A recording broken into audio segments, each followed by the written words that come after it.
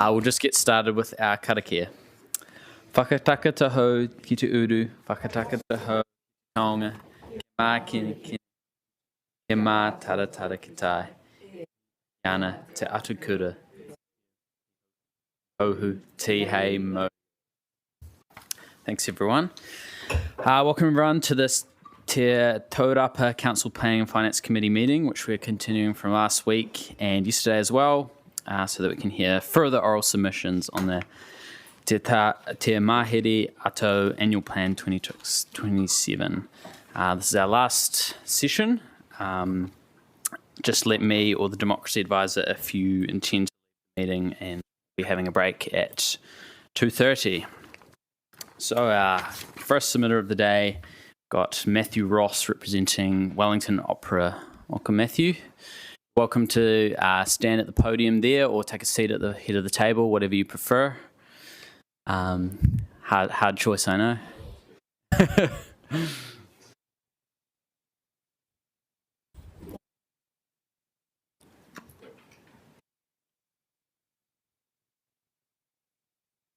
And just a reminder, you've got 5 minutes, but if you want to leave any time for questions within that 5 minutes, you're welcome to do so as well. Thank you.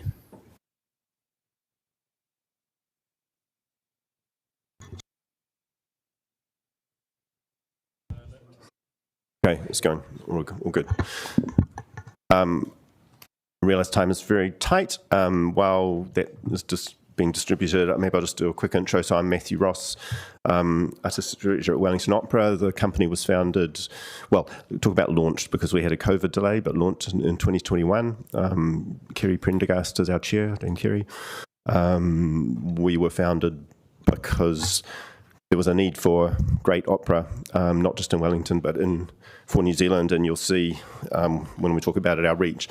I mean, fundamentally, our message is what feels like almost a sleight of term in terms of grants funding is really important investment that we demonstrate an incredibly strong return on, and I guess the proposal is that we urge that the annual plan does consider that investment in terms of what it delivers. So I think you've got the hard copy. If I just take you through, it'll be very quick. I will try and leave time for questions. I think I've pretty much covered slide 1 already, but again, that our company, as an example, is generating significant economic benefit. Economic benefit is the easy one, both to deliver and to measure, but equally strongly, the artistic and social benefits are there, harder to report on. But just to take you through a couple of main slides. Is the sound okay? I'm good. Look, as I say, launched in 2021. We've done a whole bunch of major seasons, to great artistic and critical acclaim.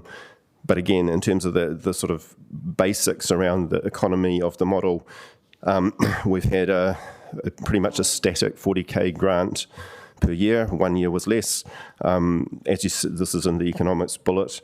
As you see, the cumulative over that time, 122K in support funding. We deliver immediately back 400K to Venues Wellington in fees. That's our highest fee item, by the way.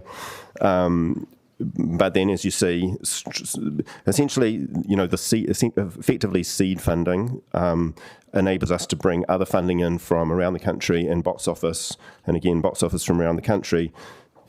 Cumulatively, I'll let you read, 3.5 mil total production spend, large audience, 8,900 inbound over those years, etc. You can read 6.3 mil economic impact. That's pretty similar to the ratio WOW supports. We've got an internal model, so that's a ROI of times 33. Now that's over our formative period. If we go to the next slide, again, similar structure, just watching time. Effectively, we are scaling up. We've just sold out, simply a record for opera in New Zealand, 4 months ahead. We've put on another show that will sell out in the next couple of days. And again, the numbers are there for you, stronger than ever. External audience inbound So that's 3,200 total. Larger economic impact, probably conservative, but again, it's sort of in the same space as well. We're about a tenth of the size at this point. In ROI times 52, I'm completely glossing over, the artistic and social, so paid roles, access for school kids, and the ecosystem across Wellington. We've already said, fees go back to venues, but there's also Orchestra Wellington, Tawhiri's involved, etc. Final slide is really just a proposal that for us and others, I think, to leverage the most out of this seed, and I'll emphasise investment funding. Longer lead times will enable us to do that. Last point is just to continue that. For Manon this year, we have Penipati. That was booked 3 years ago. We had to go through all sorts of conditional contracts and goodwill because there was no funding and able to lock those world leading artists in. Happy to take questions. Thanks, Matthew. We have a question from Councillor Young for you. Thanks, Matthew. This is really exciting. I mean, for those of you who don't know, is it a first to have an opera sold out like this in advance? From all the, her name's escaping me now. Patricia Hurley, who ran Wellington City Opera back in the 80s, says, to her knowledge, yes, might have to go back to the 1890s, but yes, as far as we know. So Matthew, just so we're clear, the point of your presentation is really to ask for the multi-year grant. Is that the guts of it? Yeah, look, I realise this is not an opportunity or the question to pitch Wellington Opera specifically. It's really citing the example that the kind of grants and arts funding that you offer currently is material. It delivers real investment return. I think you can get better leverage from it through greater lead times. I'm sure that would create more opportunity for growth and buy-in. And as you see, our nationwide reach, we can do that, but it all needs longer lead times. Yeah. I mean, I do know there was concern from the officers about the sustainability of the opera, and you've really shown that you're very sustainable. This is terrific. So thank you. We're out of time now, Matthew, but really appreciate you coming in. Thanks for your submission. Really amazing. Next up, we have Mark Oldershaw from Wellington, New Zealand. Welcome, Mark. Don't think I need to tell you the rules. Thank you.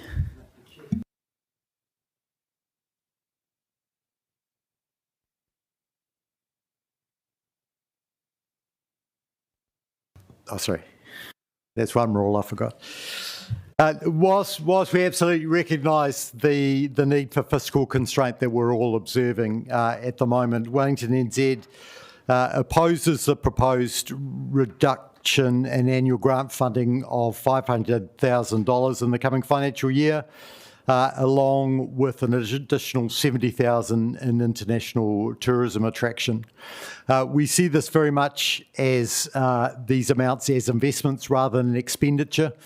Investments in jobs, investments in business growth, investments in visitor spend, and in Wellington's long-term economic strength.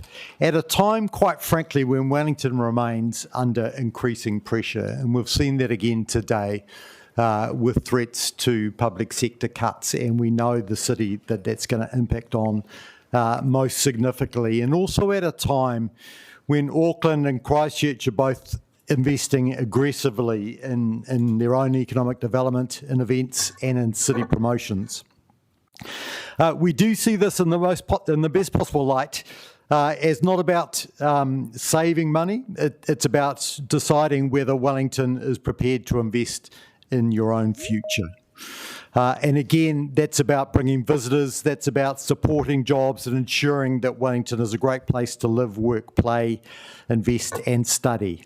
And it's an investment that is working. City confidence is picking up, and we're seeing that right across the city and our stakeholders. Your own stakeholder survey of residents showed that there were increased confidence in Wellington and in Wellington as a place to invest in as well. Public investment and city investment signifies confidence. It creates certainty. Wellingtonians have shown in the resident survey that they embrace tourism. And as we reported last year, and we'll be reporting again this year, that Wellington NZ returns an $8 to $10 return to the city for every dollar invested. So when we're talking about a reasonably marginal drop of investment of just over $500,000, that's in excess of a $5 million return to the city. So in summary, the proposing funding cuts, as we see, we would oppose. We see them as a reduction in economic activity rather than a creation of real savings. But as part of our submission, we also put in a proposal to support Wellington City Council's short-term rental accommodation rates differential, if that can help support sustainable and fair tourism and visitor economy for the Wellington. There's some definitions that we put in our, I think, reasonably comprehensive submission that we would need to work through, but it's something that at Wellington NZ would support. Happy to take questions. Thanks, Mark. Do we have any questions? Councillor Fern. With the Auckland and Christchurch investing, I mean, what in your view will that look like for Wellington? And what is the ratio, like how do we compare to their investment, and what do you think will happen if we don't? Yeah, look, from a public investment perspective, we sit under both of those cities at the moment and increasingly starting to fall behind. I mean, as we said, city investment also creates central government investment as well. We've seen central government through the central government boost funds, particularly for events, start to invest heavily in those two cities.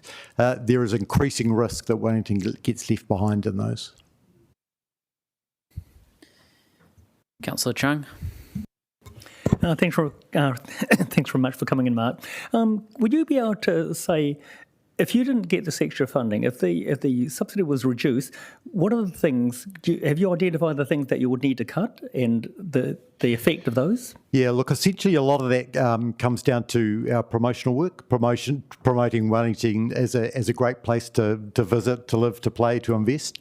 We will also probably need to cut back some of our investments in inner city growth as well. Those both come out of Destination Wellington Fund, which is one of the proposed growth funds. So you will see significant and real time losses. The other component sits across our City Growth Fund, which we use to attract significant events. Some of the things we're looking at the moment is World Cup of Cricket, for example. It would be sad to see Wellington miss out on something like that. Very quickly.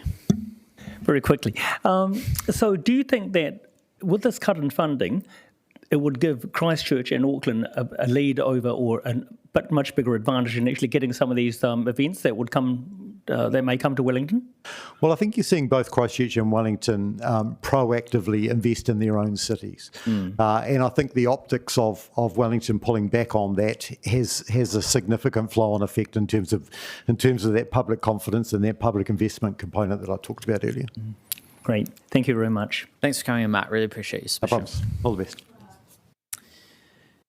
Now we're going to move to Catherine McGregor, representing the Regional Tourism New Zealand. Catherine, you're online. Yes, kia ora, councillors. Got 5 minutes, and if you want to leave any time for questions within that 5 minutes, you're welcome to do so. Thanks. Great.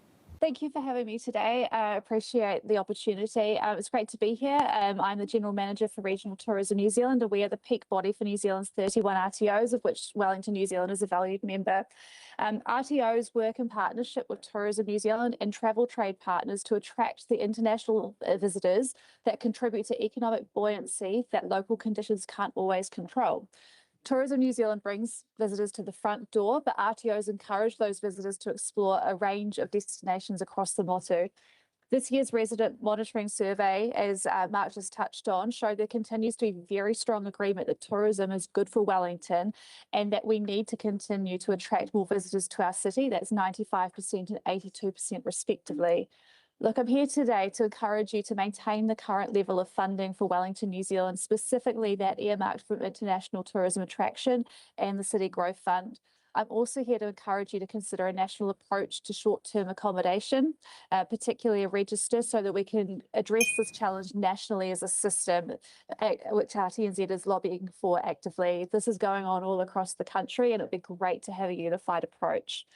The funds discussed enable Wellington to bring in major events and drive international visitation beyond those main tourist centres, and importantly, bring external dollars to our local economy. So, if you don't mind, I'm going to use aviation as an example. It takes an average of 5 years to attract a direct flight.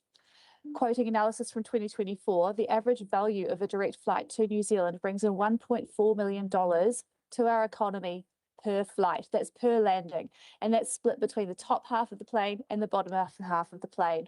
The top half bringing in visitors, business travellers, friends and relatives, and the bottom half acting as a key route for our international exports. So imagine this quantified throughout the period of a year. It's pretty significant. Currently, most of those direct flights into New Zealand go to Auckland and Christchurch, but when this comes to Wellington, they benefit there on the ground. That means jobs for our families, opportunities for our small businesses, and easier pathways for our international students to make their way to our incredible universities. Those are world class. The airport can't do that alone. It requires years of investment in destination management and attraction to show what an amazing place to live Wellington is to live, work, invest and visit. The exact same could be said for the asset owners who invest in our hotels. It's a big connected system, and Wellington NZ is a really important part of that. With the domestic economy up and down, international visitor attraction right now provides the economic resilience, and it's more important than ever. The work that RTOs do is long-term, and that return on investment comes in over time through relationship building with travel trade and consumer marketing in international markets. I strongly feel that Wellington NZ is not a driver of rates increases. Investing in the RTO has long-term payoff that benefits local businesses through increased revenue and resulting community benefits through employment. Tourism accounts nationally for 1 in 9 jobs. Our organisation deeply appreciates the financial pressures that councils and ratepayers are under, and local governments are currently undergoing the biggest reform seen in decades, and we appreciate that. However, from our perspective, this will be the wrong time to reduce investment in regional tourism promotion.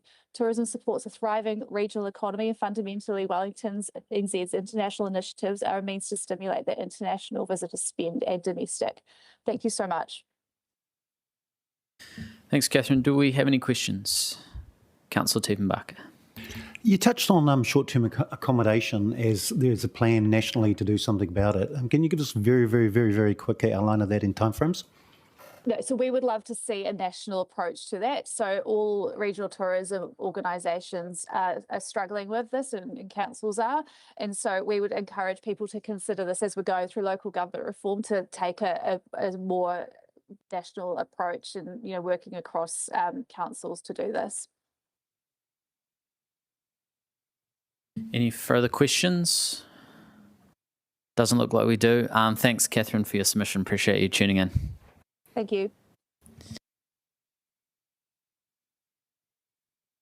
We're going to go to Jeremy Smith next, representing Trinity Group. Welcome, Jeremy, in person. Welcome to stand there or sit at the table in front, whatever you prefer. Well, I'll sit here. Excellent. You've got 5 minutes, and if you want to leave any time for questions within that, feel free to do so as well. I'll do my best. Thank you for hearing me. I'm speaking as a business owner, and I'm seriously worried about the state of Wellington's health. And from a personal perspective, in terms of the 2 hotels we've got, Trinity Hotel and Cambridge Hotel, in 2019, our rates at the Trinity Hotel were $77,606, and that's across all downtown levy council rates, Greater Wellington Regional Council rates. In 2026, we paid $153,729, a 98% increase in my rates. In that time, Trinity Hotel's revenue was down 18.5%, and our other operating costs, which we manage as best we can, up 14%. So We've gone in that particular business from a profit of close on $700,000 to a loss of $488,000.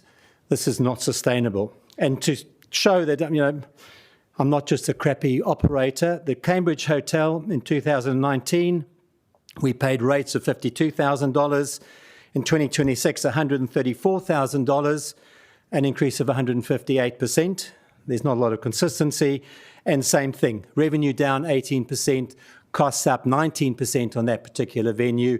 And we've gone from a profit of $360,000 to a loss of $500,000.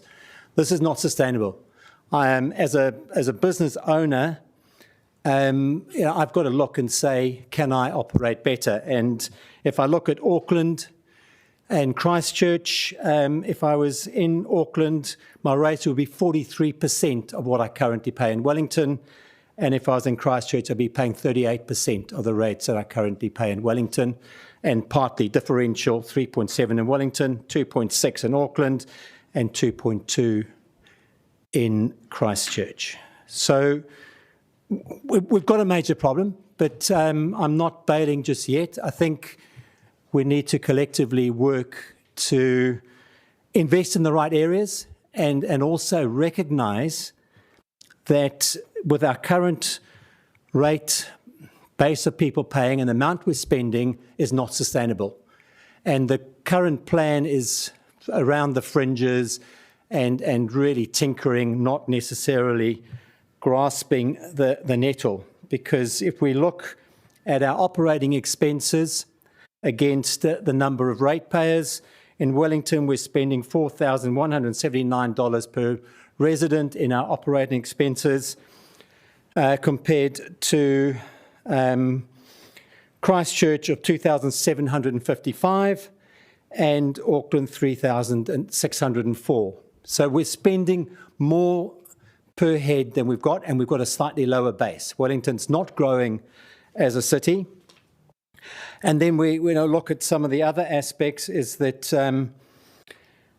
in terms of staffing numbers and spend per staff member, we're well up in terms of the number of staff we've got per ratepayer, and it's significantly higher than both Christchurch and Auckland. And interesting enough, our average pay per staff member is higher than the other two cities. So it's no longer tweaking around the edges, and we need to look at areas where we can invest money where there's going to be growth or we can generate revenue. We need to make sure that more people come and live in Wellington. At the moment, we're the only city that seems to be going backwards in terms of a number of people living in our city. And if we continue in the trend that we are, we're not going to necessarily get to where we need to.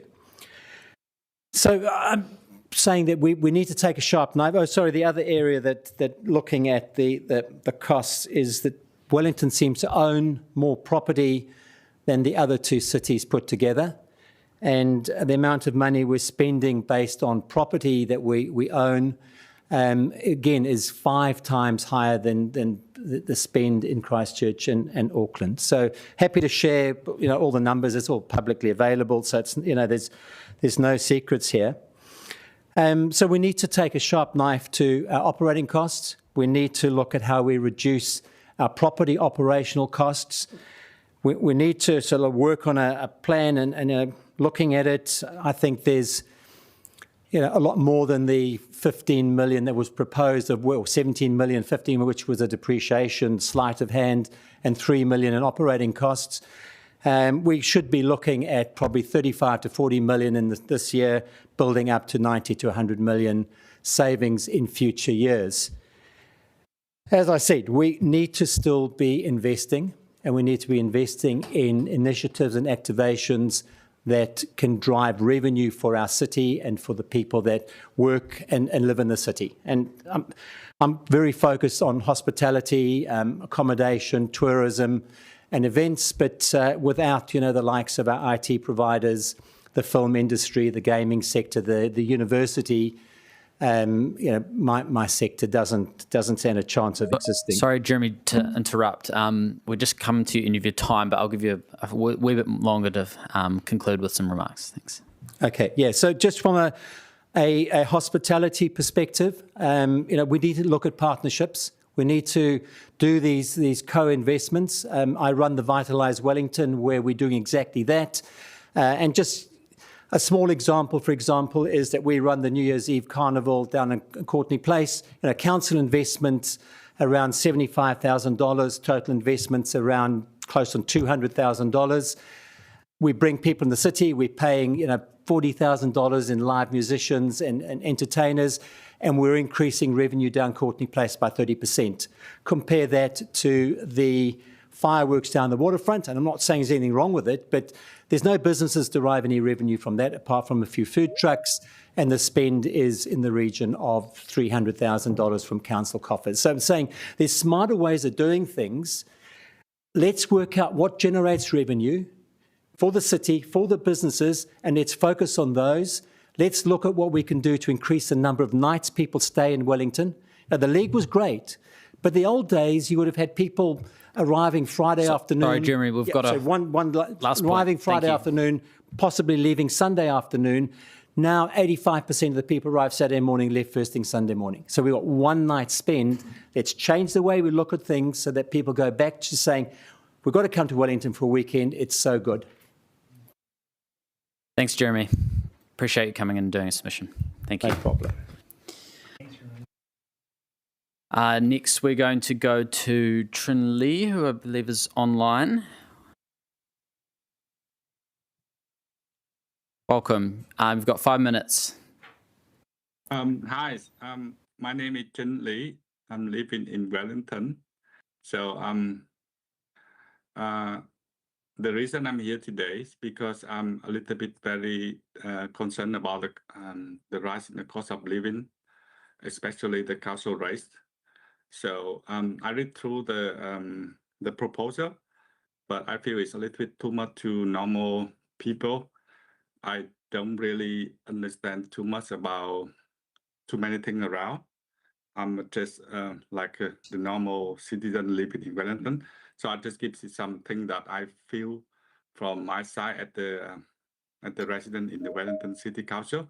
So like many households, I think it's raised no longer another bill. It's become quite contribute a lot of percentage to my family budget. So it seems it raised much faster than anything else.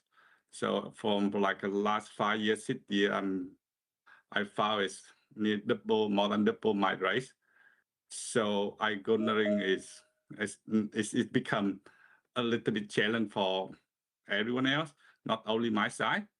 So I can see it's like I know we have a lot of things to do. Understand that we want to create some kind of better cities, better library, better swimming pool, understand that. And we also need to do cycle lane. I like cycle, I like bicycle.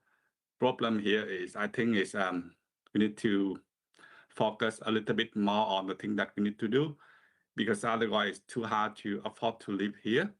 So I can see a lot of other business people, they're struggling, they have to shut down the business. And I think it's normal people when you had to cut your budget to for like a restaurant, for other activity, because the rates increase a lot. Already a lot of things we had a lot of disaster here, and also it contribute to the insurance increase a lot. So yeah, I love what you guys doing. I think it's great when you had a lot of activities, and I hope you guys can sort it out to make it better. I don't really go too much on the thing that option 1, option 2 in the thing, but I would like to everything can align with the inflation cost, because every family, every year you got just increase on the salary a little bit, not a lot.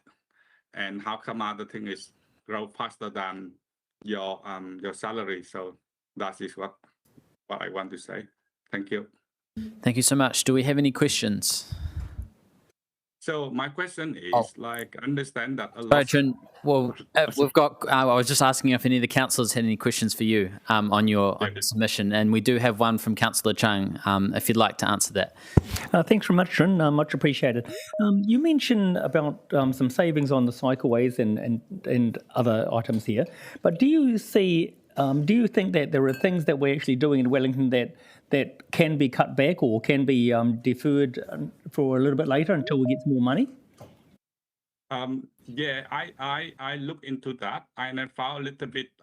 We are only two options, right? It's option you do medium thing and you do big thing. So I wondering is I don't know because I saw it's only few $1 million. I understand that it's big money, but I don't really have the big picture of how big it contribute to. Let's say, okay, if you do that, your rate will your total expense will increase 5% or 10%. I don't have the bigger picture of the financial thing, so that's make me feel a little bit concerned when I comment on this one. I would like the city need to have more cycle lane, but I would like to have maybe 1 year we do one row, not like 1 year, but we do a lot. So that's why my concern. Great, thank you very much. I've got another question from Councillor Randall. Yes, thanks for your submission. I noticed that you selected option A on the cycleways to reduce the cycleways program. If there was an option to say just stop the cycleway or pause the cycleway program, would you have chosen that option over option A? Yes, okay. I will. Thank you. Thank you. We're out of time now, but really appreciate you tuning in to do a submission. Thank you so much. Thank you. Next, we're going to welcome Derek McCorkindale. Welcome, Derek. You're welcome to take a seat there or stand at the podium. Got 5 minutes. Bring up your PowerPoint as well. How do we drive that?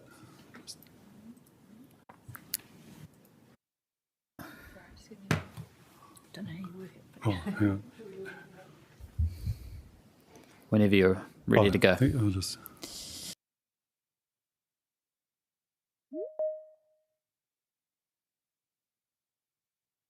Oh, yeah. Good afternoon. Thank you for the opportunity to make a submission to you today. But in terms of the plan, I feel this document falls well short of what I expected of a recently elected council that would put that in front of ratepayers of this city.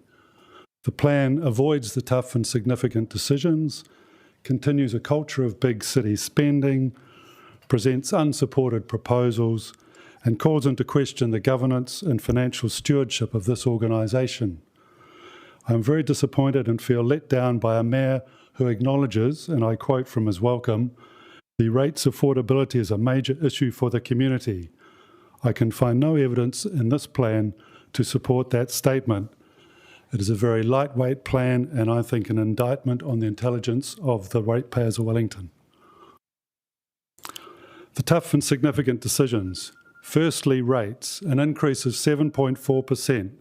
This is more than twice the level of CPI, 3%, and follows 3 years of double-digit rates increases totaling 42.8% compared to the cumulative inflation over that same time of 9.6%. So 4 times the level of inflation. Adding a further 7.4% this year takes the 4-year figure to 50%. While inflation may be around 15% over that same period, so 3 times the level of inflation. That's unacceptable. Where are the rate increase options and the hard decisions, implications for ratepayers to make submissions on? For example, let's go to a 0 rate increase, a cap on rates. The impact would be $30 million less of rates revenue. This could be delivered by reducing council staff by 375 people or 20% of council employees. Unpalatable, but it's an option.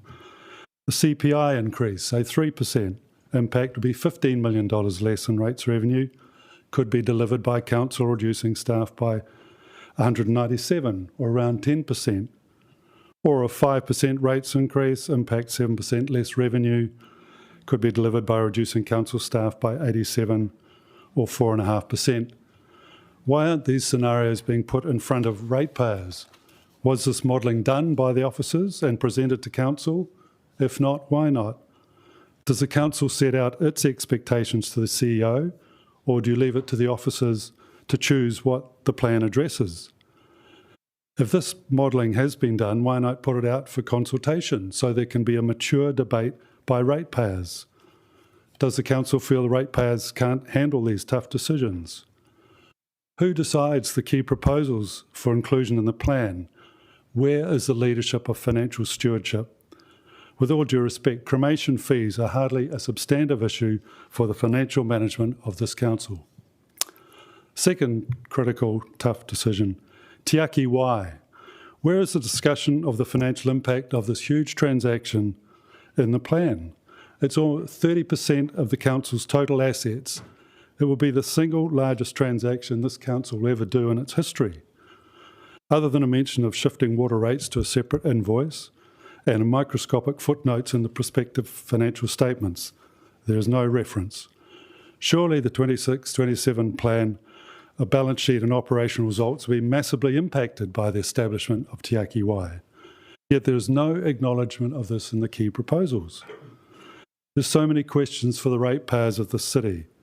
It looks like $3.87 billion of optimised appreciated replacement cost, drainage, water and waste assets being transferred, sold, assigned into the new entity at book value. Are the shareholding councils doing the same with their assets valued in the same way? The $3.87 billion of assets appears to be being exchanged for a $3.1 billion investment in Te Aki Wai. Is the $0.7 billion difference the debt that's going across? If so, how does the council's debt only go down from 1.67 at June last year to 1.56 in the annual plan? Do the ratepayers of Wellington receive consideration for these assets in the form of cash, shares, shareholder loans? Are they interest-bearing loans? Will the ratepayers be required to invest in the new entity by way of shares, shareholder loans, or some other financial instruments? What are the operational implications for the council with its existing staff transferring to Te Aki Wai, severance, redundancies, etc.? What indemnities will the council be giving to Te Aki Wai? So will the ratepayers be consulted on the alternative capital transactions for the creation of Te Aki Wai? Or will the officers serve up a single proposal as a fait accompli? Right, the big city culture. Yeah, Derek, we'll just at the end of your time, if you have any final remarks, okay. I'll give you an opportunity I'll make for those a quick now. point. This is just saying we're still spending like a big city and we're a little capital, and I don't mean Andrew. So just rein it in. Finally, then, the unsupported proposals, I claim, just to give you an idea, I mean, you've proposed a 2.6 times differential base multiple for the short-term accommodation. Where's the evidence to support that? What is so magic about 2.6, 1.6? Where's the modelling? Why not introduce, say, 1.5% this, or 1.5 times this year, incrementally increase it, look at the impact on bed nights? It's just not my idea of consultation. Thank you. Thanks, Derek. Appreciate you coming in and doing our submission.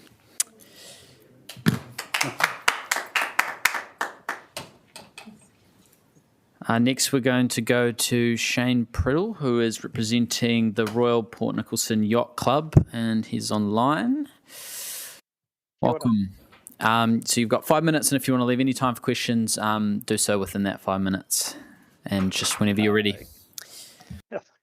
Tēnā koutou, Mayor and Councillors. My name is Shane Priddle. I'm the Commodore of the Royal Port Nicholson Yacht Club. We're in our 143rd season based at 103 Oriental Parade, immediately next to the Clyde Quay Boat Harbour. This submission is made on behalf of the club and is endorsed by 23 of our members who hold mooring or boat shed leases at Clyde Quay. And just a side note, I appreciate the feedback I've already had on my written submission from some councillors to date. I'm here today on their behalf and on behalf of the wider sailing community in Wellington that depends on this stretch of waterfront. I want to start with what Clyde Quay actually is. Clyde Quay Boat Harbour is not a marina, it is a heritage boat harbour. The historic boat sheds are a defining feature of Oriental Bay. The boats on the moorings are part of the view that the council itself uses to promote Wellington. People walk down Orangehill Parade, they stop, they take photos. They are part of what makes that piece of waterfront special. The council's revenue and financing policy distinguishes between marinas and waterfront public spaces and applies different cost recovery to each. Clyde Quay has been treated as a marina. We do not believe that is the right classification. Treating Clyde Quay as a commercial marina and applying marina-style cost recovery year on year ignores what the boat harbour actually is and what it contributes to the city. It also produces fee increases that bear no relationship to what the council is actually providing at the boat harbour. I understand officers are looking at the heritage question, and we welcome that. We would ask council to follow through on it. The proposed 20% increase is not the start of this story.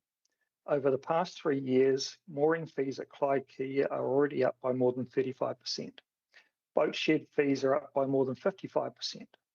The proposed 20% on top of that means an additional cost of around $1,200 per year per boat, compared with 3 years ago. In that time, what the council provides at the boat harbour has not changed. The sheds, the moorings, the public space around them are essentially as they were. The increases have come from a fee-setting framework, not from any change in the facility or the cost of running it. That is the question Councillor Compton has asked officers, and it is the right question. Where has the money gone and where is it planned to go? Let me talk about who this affects. RPNYC is not an elite club. We are a community club. Our members are teachers, tradies, retirees, public servants, students. Some of our shed and mooring lessees have been at Clyde Quay for 30 years or more. Several are on fixed incomes. A further $1,200 a year is a tipping point for some of them. Every member who gives up a boat because of cost is a member we are at risk of losing from the club, from racing, and from the wider Wellington sailing community. That matters beyond our membership numbers, because we are not just a private club. Through Wellington Ocean Sports, we introduce over 100 adults to sailing every year, many of whom have never set foot on a boat. We support the Wellington Youth Sailing Trust in delivering programs to over 100 young people per year. Over 50 of our recent Wellington Ocean Sports graduates have gone on to join the club. We host the Anzac Day rally with the Turkey ambassador and upwards of 50 diplomatic guests. Our goal is to double our membership by the 150th season in 2033. That ambition depends on sailing remaining accessible. Compounding fee increases run directly counter to it. We're not asking for special treatment. We're asking council to classify Clyde Quay for what it is, to fee it accordingly, and to withdraw the 20% increase as currently proposed. I would also note that we are aligned with the technical case made in the separate submission by George Mason. Ngā mihi nui. Thank you, Shane. Do we have any questions? Councillor Chung. Thanks very much, Shane. Would you be able to estimate how often people actually use their boats there? Like, are they weekend sailors, or are there people who take them out every day? And so what I'm saying is that, do you get better value from people who use it all the time, or do they just use it to park there? It varies from people who may use their boats once every 3 months or rarely, to people who are using them at least every weekend during the winter, when the winter sailing season, either for racing or for recreation. But definitely in the summer months, you'll find a large proportion of those boats are out multiple times per week. Thank you, Shane. We're at the end of the time now, but really appreciate you tuning in and doing a submission. Thank you. Thank you. Ka kite. Next, we're going to welcome up Matthew Eyre. Welcome, Matthew. You're welcome to stand at the podium there or take a seat at the head of the table. Is that on? Yep. Thanks for having me down here, everyone. So I'm sure that you've had to sit through and will continue to sit through quite a few submissions that pretend to know better than you do how to do your job. So I'm going to start by saying that I think you will do a great job, and that everyone in the city should be grateful for the job that you do and the hard work that you will put in. Now, I know how hard you will work.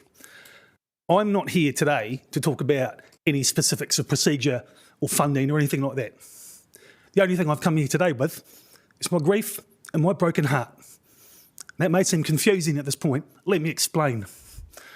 I'm here on behalf of my father, Desmond Eyre. He's been dead 17 years and none of us can get over it. And how did he die? Under the wheels of a truck. Why was he there? Because no cycle lane. Now, I'm lucky enough to have lived all over the world.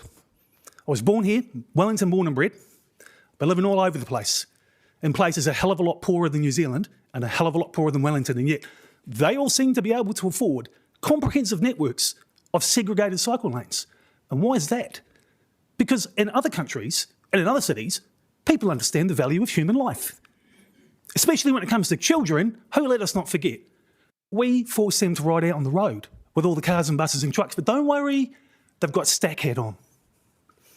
Now, all the research from all around the world, and I'm not going to bore you with it, shows clearly painting on a road and getting cyclists on one side and motorists on the other doesn't work. Has no effect. In fact, there is research by the University of Waikato that suggests that it has the opposite effect. It gives people a false sense of security.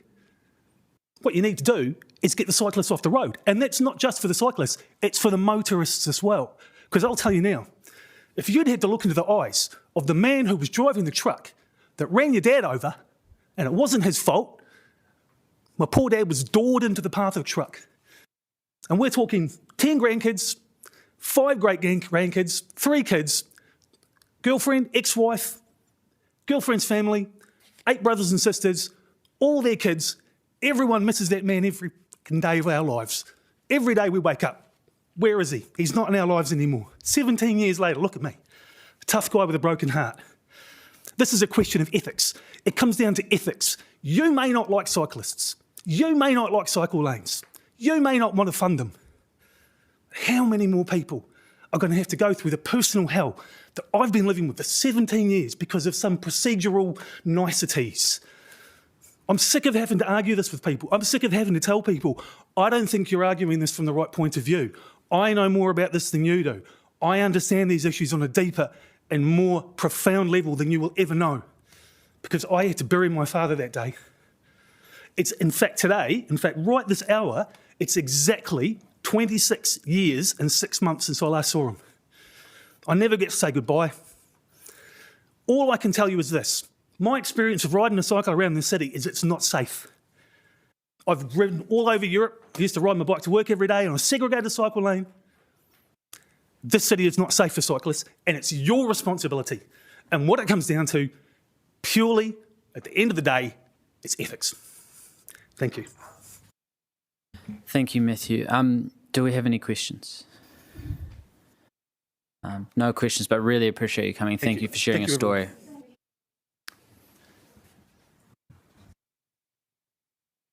Next up, we have Nick Pearce representing Astra.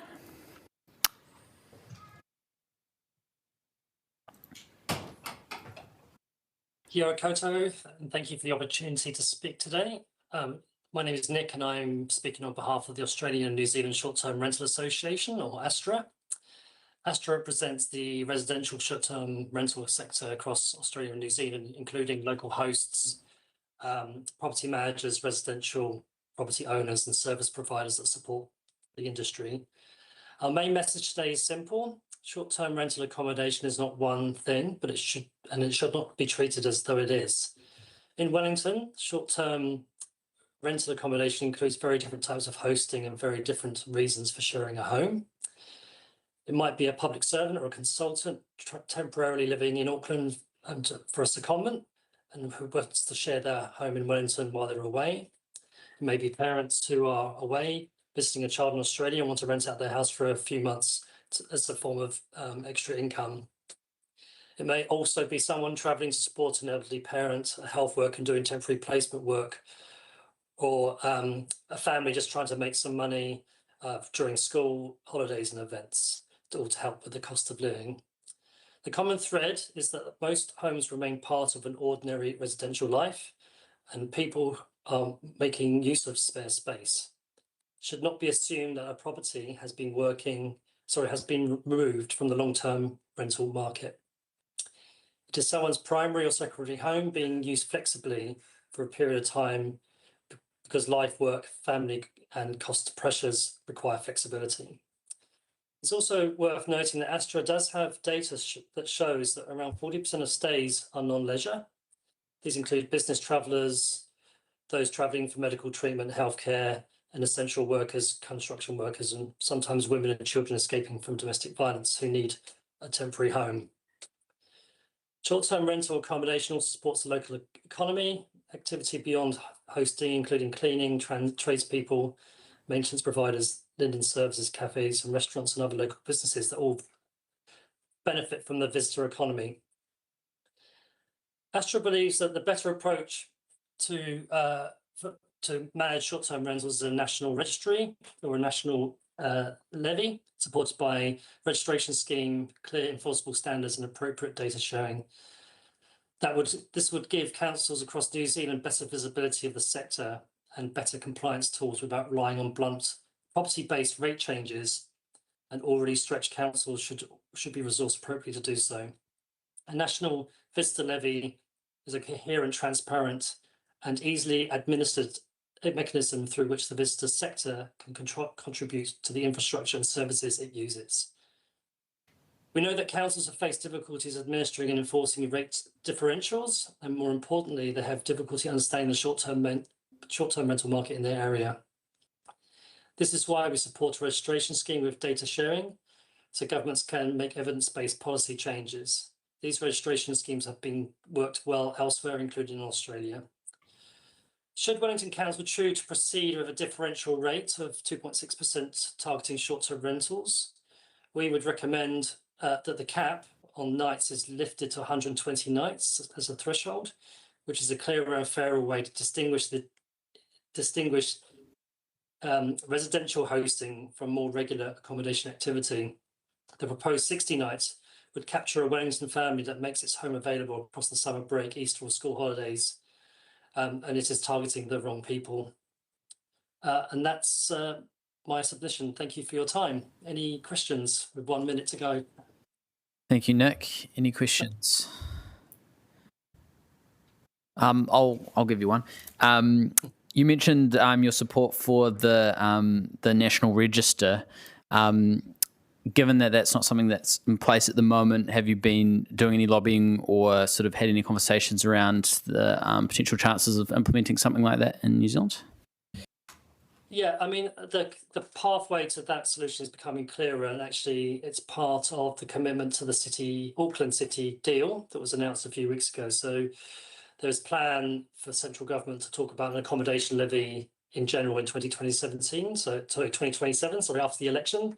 So the agenda's already been set at a national level, and I know that other councils around the country have similar ideas. So Astra supports the national approach because it will be consistent, easier to maintain, understand, and stops a patchwork of regulation and restrictions sort of developing in their own way across the country.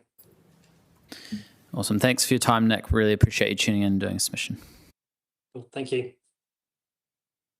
Next, we're going to go to Craig Fair. Welcome, Craig. Hello, how are you?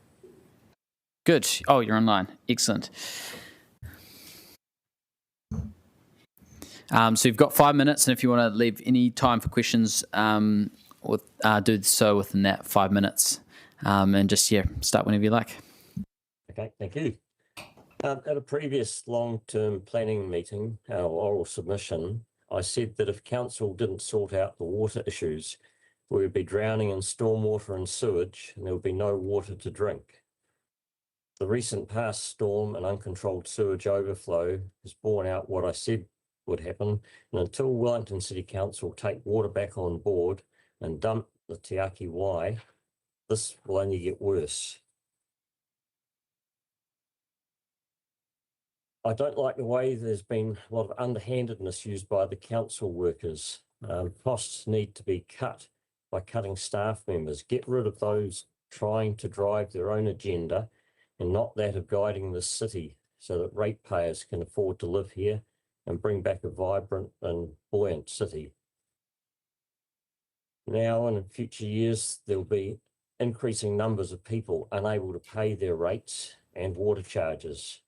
I thought that Wellington City wanted to attract more people, but you're driving them away. Water needs to be brought back in-house. That's pretty much all I have to say. Thank you. Thanks, Craig. Any questions? Yeah, so we have a question from Deputy Mayor McNulty. Thanks very much. One of the issues we have with water is that if we bring it back in-house, we have to borrow off our current debt ratio, which we are exceeding. We have a 280% capacity. An entity like Te Aki Wai can borrow up to 500%. So they have much greater capacity, essentially, to borrow to do repair works, and we have essentially no debt capacity. So in bringing it back into house, what would your recommendations be to confront that reality that we simply do not have financial headroom to actually borrow to replace the assets due to previous decisions? Positive. Well, how about cutting some of the costs? As I said, I understand it was something like 800 extra staff members that probably wouldn't need to be there. We've got a CEO who doesn't actually seem to be looking after the ratepayers. It's more about looking after himself and the Craig, political... if you could just refrain from singling out council. Thanks. But cutting more costs, acting more responsibly, but just repairing pipes isn't going to get them fixed. If Wellington wants to increase the number of people here, we can't stand with the infrastructure that we already have. That needs to be rebuilt. The pipes need to be replaced. They need to be replaced larger than what we already have, doubling in size perhaps in diameter, to cope with any potential growth in the city. There's been no forethought by the council by allowing all the infill housing or encouraging infill housing to be built when the infrastructure isn't there in the first place. We have another question from Councillor Arulbai. Not so much a question, but I'm glad your staff had moved away because probably they haven't asked to be in the submission. Can I just kindly ask you to blur your screen so that we can only see you and not other people that have not asked to be in the submission? Sorry? We're nearly at the end of time now, so I think we'll try and get through it. We'll just have one final question from Councillor Randall. Yes, Sam, thank you very much for your submission and for outlining the affordability issue. What do you think will happen if what would you see happening with, say, with your business or in your community if we don't make the significant cuts you say we need to do? Well, potentially there's going to be a lot of people moving out of Wellington because they can't afford to stay here. I know now a number of my customers coming in that are finding it a lot harder and are very worried about how they're going to pay their rates. And with the projections of the water rates bills, they're just saying they won't be able to afford it. And water is something that people should have as a right. To then give it to someone like Te Aki Wai, who will then charge for it, and potentially it won't be controllable by the council. They can make up their own minds about how much they're going to charge in future. There will be people who cannot afford to pay it. Okay. Thank you very much for your comment. Thanks, Craig. We're just at the end of time now, but appreciate you tuning in and doing submission. Thank you. Thank you. And our last one before the break, welcome up Louise Tong. You're welcome to take a seat or stand at the podium. And I'm sure you've heard we've got 5 minutes and leave any time for questions as well.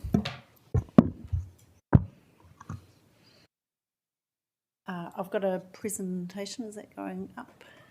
Yep, we'll just get that up for you now. And just remember to turn on your mic as well so we can hear you nice and clear. The patient is coding. Oh. Their condition is deteriorating in real time. The medical team gathers. Time is of the essence. This is a critical moment. And what do they debate? Should we use a Mickey Mouse or a Spider-Man Band-Aid? That is what this annual plan consultation feels like. Because the patient, our city, is not well. Wellington is metaphorically bleeding out. It's not working on it. People are leaving. Since 2019, Wellington's population has declined, while the rest of the country, our neighbouring councils, have grown steadily. Businesses are voting with their feet too. Retail vacancy has reached a staggering nearly 18% in Courtenay Place. And while some may point to government cuts, we know that Wellington has prospered before with a much smaller public sector. The more compelling explanation is this: Wellington has become one of the most expensive cities in which to live and do business, and people are just responding rationally. Against that backdrop, we are here debating relatively minor issues. Rates are at crisis level. Over 9% of ratepayers are now in arrears. Many households have seen their rates double since 2019. Averages can really obscure the reality. Our rates are twice Auckland's on a value-adjusted basis. Many households are paying $10,000, $15,000, $20,000 a year in rates and more, hundreds and hundreds of dollars every week. Wellington business rates are 5 times that of Auckland's. The questions must be asked: how much is too much? Wellington now carries one of the highest rates burdens in New Zealand, and the outcome from that is declining vibrancy, economic activity and confidence. This is telling us something. This situation is just not sustainable. The Local Government Act is clear. An annual plan must reflect and consider current financial realities, and it may change priorities, scope and timing. But this consultation does not do that.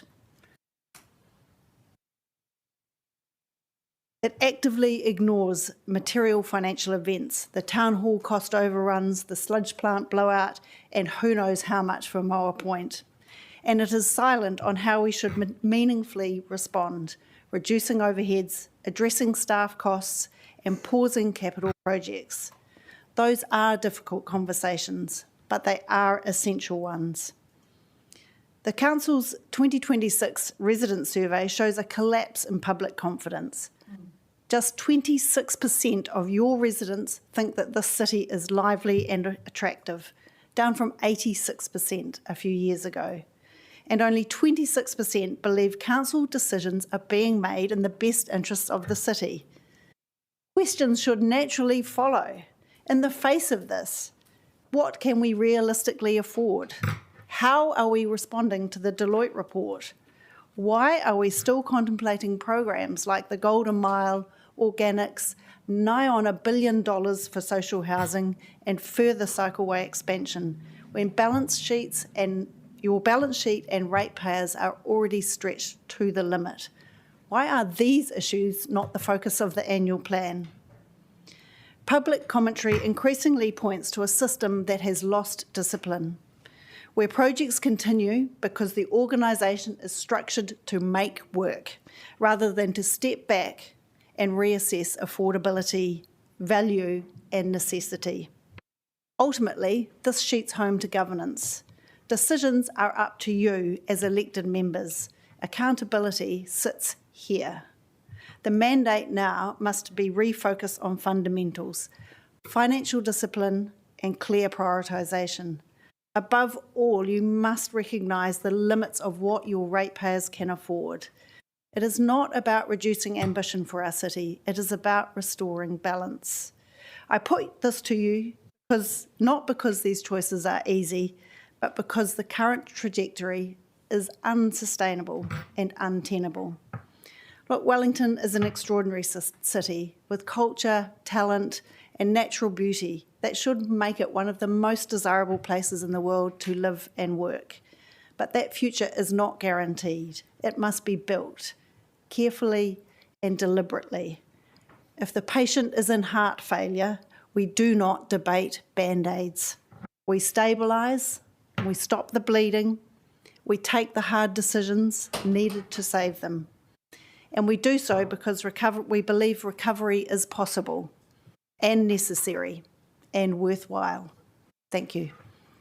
Thank you, Louise. We're at the end of times, but we're going to a short break now. So if anyone has any questions, then they might be able to go and talk to Louise. We are going for about a 15-minute break, and we'll be back at 2:50. Thanks, everyone.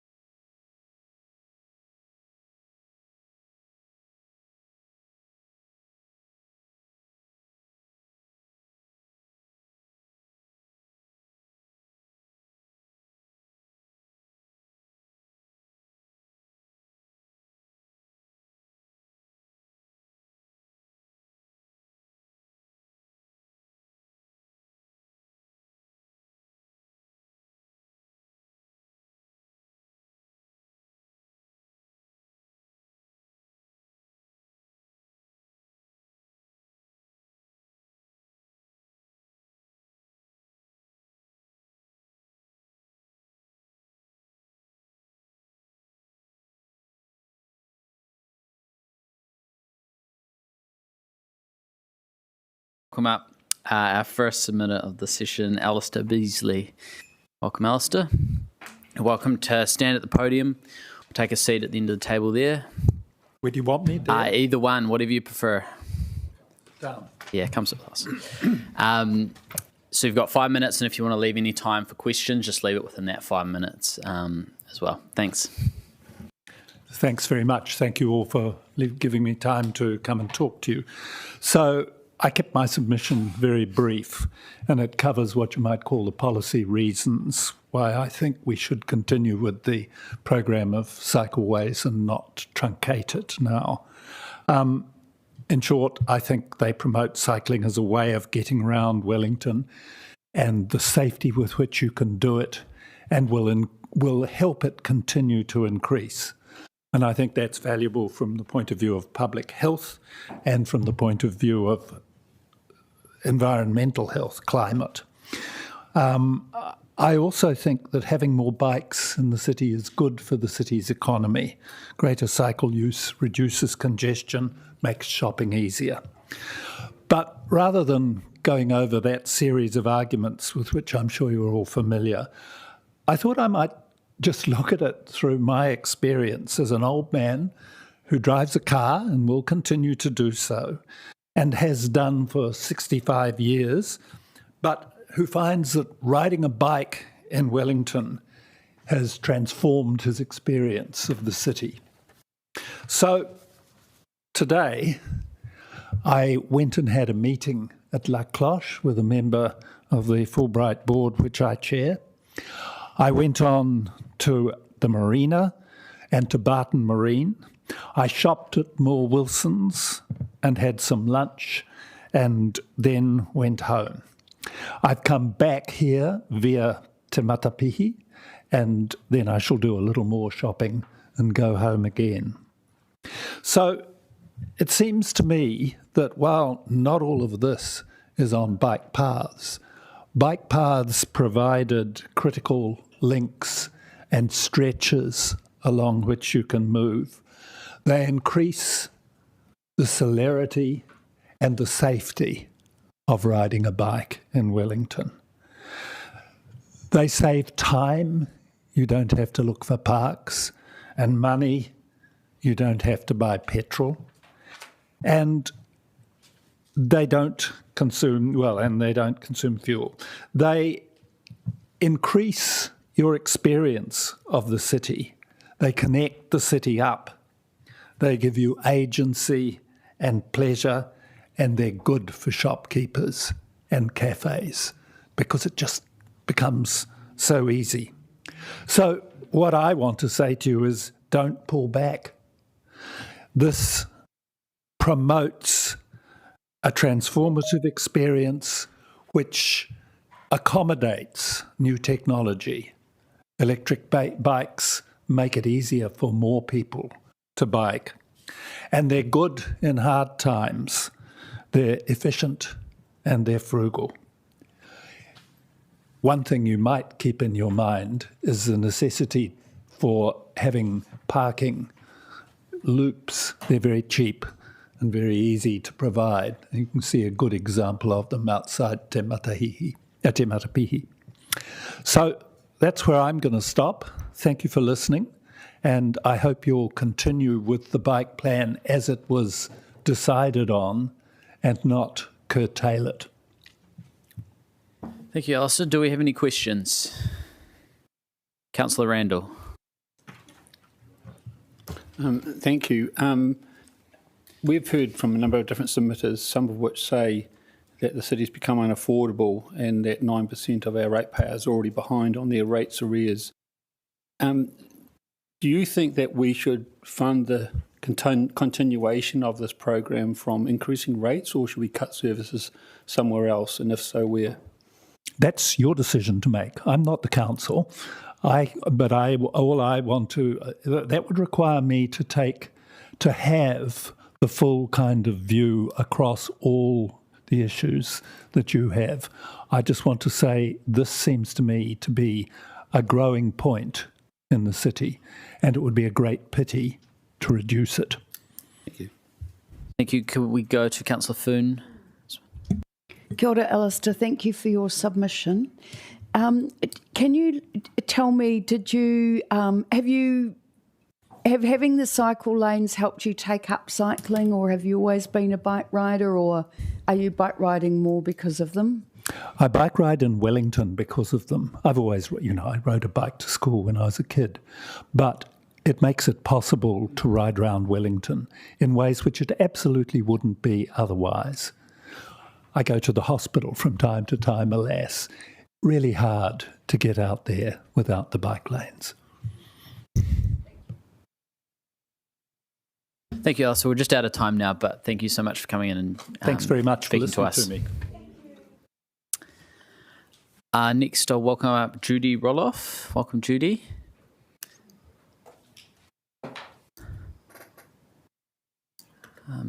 Wherever's easiest for you to speak, you're welcome to stand there.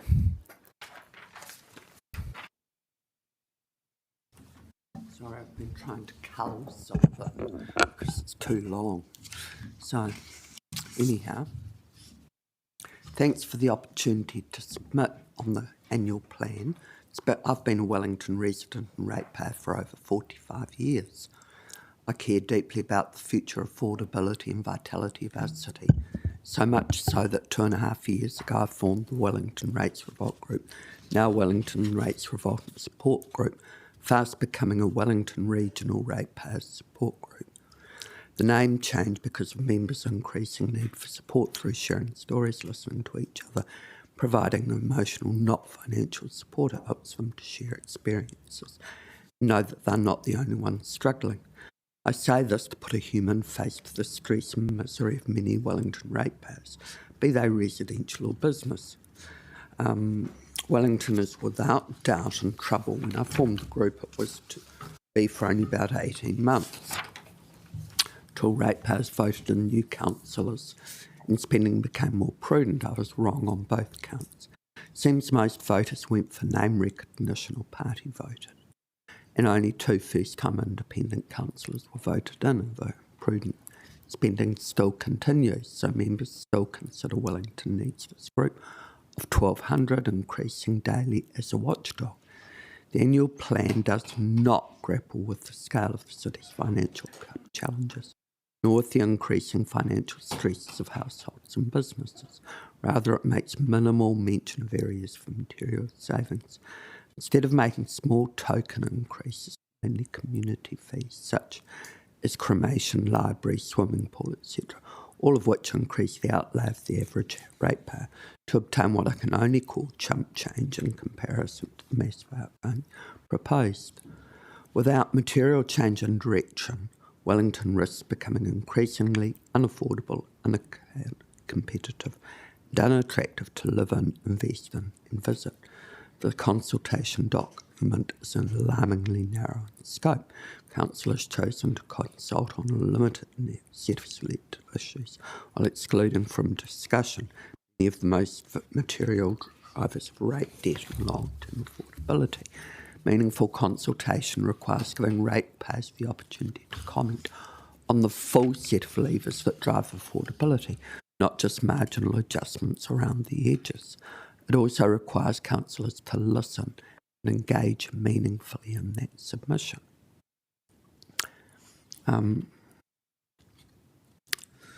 Unelected iwi representatives, specifically their votes on council. Local government has become vulnerable to this because Parliament has left a loophole in place, and it's about to be closed.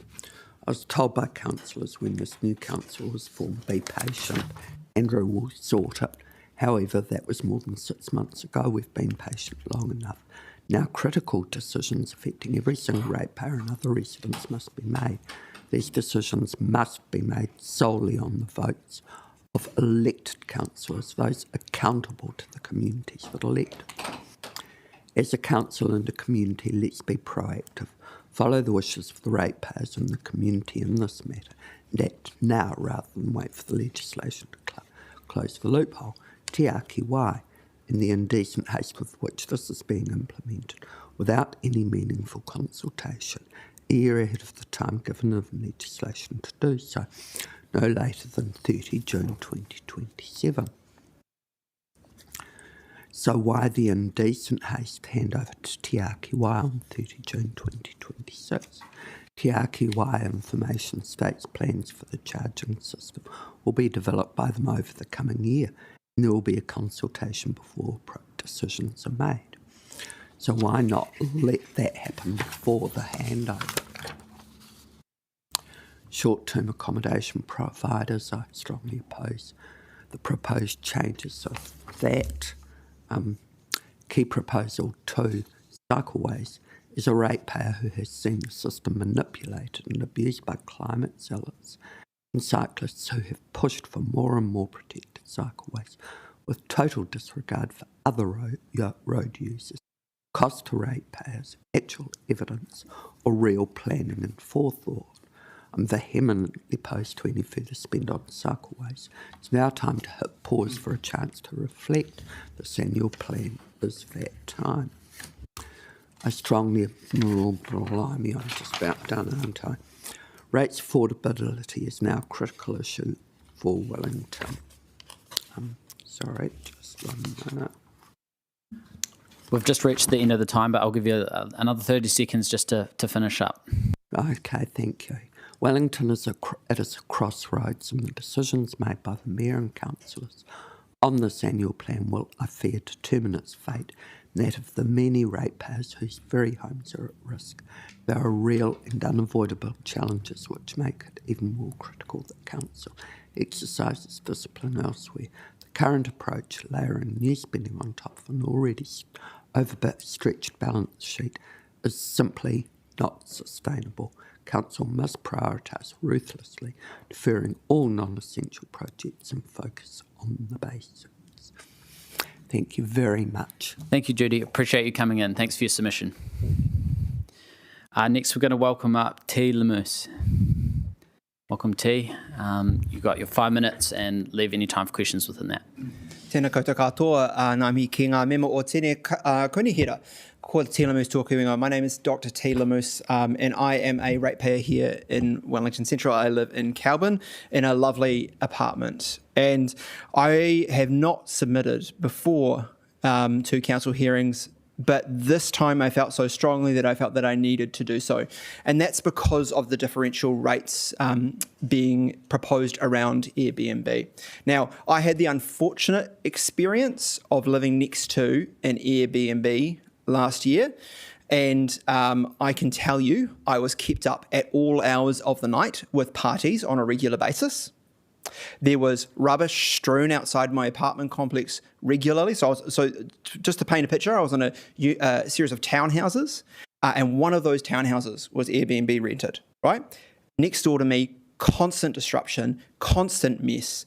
And the thing is that it was actually a tenant who had rented the townhouse from a landlord, and the landlord could do nothing about it. And so we were just stuck with an Airbnb next to us, with the landlord not even wanting it, and it causing countless nights of disrupted sleep. And so I think it's quite urgent that we take a stand on this as a city. It's an opportunity, yes, to grow some revenue, but more importantly, it's about the kind of city we want to be for our visitors. I think about places overseas like Barcelona or Venice, and of course we know we're not quite yet a Venice, we're not quite yet a Barcelona, but where tourists are being attacked on the streets because Airbnb is taking away rentals from ordinary people, right? Airbnbs are so disruptive to our daily lives, to our ability to sleep, to our ability to get around our apartment complex without having to wade through rubbish and vomit and all the other stuff that come from Airbnb, that people get sick of it. And so I don't want Wellington to be like that. I want Wellington to be able to be something that is accessible for Wellingtonians, where housing is not being taken up by tourists, but where we welcome our tourists with the respect and dignity they deserve by ensuring that they have a good time in hotels and motels and backpackers, not in Airbnbs, because those are not appropriate places for tourists. Those are places, Airbnbs, apartments, are places for residents. So that's the first thing. Secondly, I also, now that I'm here, I did actually attend the Unions Wellington hui last week, was it? And I thought it was a very pragmatic set of proposals around insourcing council services wherever possible. And I think that kind of pragmatic approach is a really good one. If there's an opportunity for this council to save money by insourcing core services, I think that makes a heck of a lot of sense. So I'd really encourage you to take a very good look at Wellington Works. To me, it makes a lot of sense, and I would love to see more stuff done in-house, build up our expertise as a city and your expertise as a council. So I really, really want to encourage you to do that. And actually, on my way there, I got caught in a cycle traffic jam.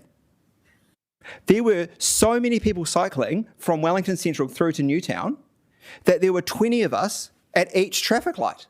And I was like, what on earth? This was like 6 o'clock at night. There were so many people on the cycle lanes. And I was thinking, my goodness. And so I can really, really say quite strongly, I would like to see the ongoing funding for cycleways. And actually, that's for a number of reasons. One of them is around making sure we've got accessible infrastructure. But one of them is, a couple of years ago, I was on a cycle tour that was run by council.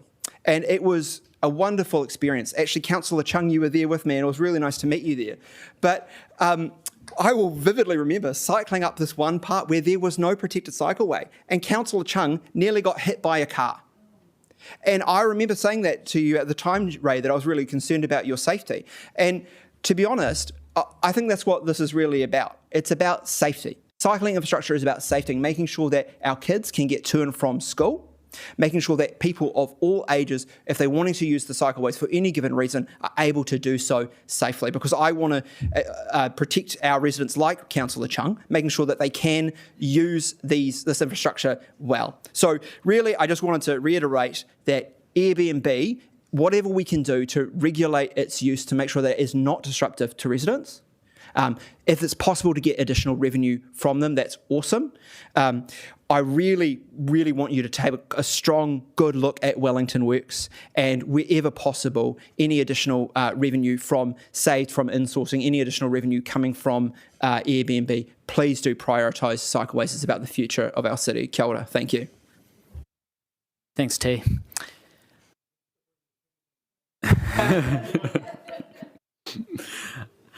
Next, we're going to go to Andy Foster, who I believe is online. I am indeed. So, look, thank you. 5 minutes, I presume, starting now? Yes. Whenever you're ready.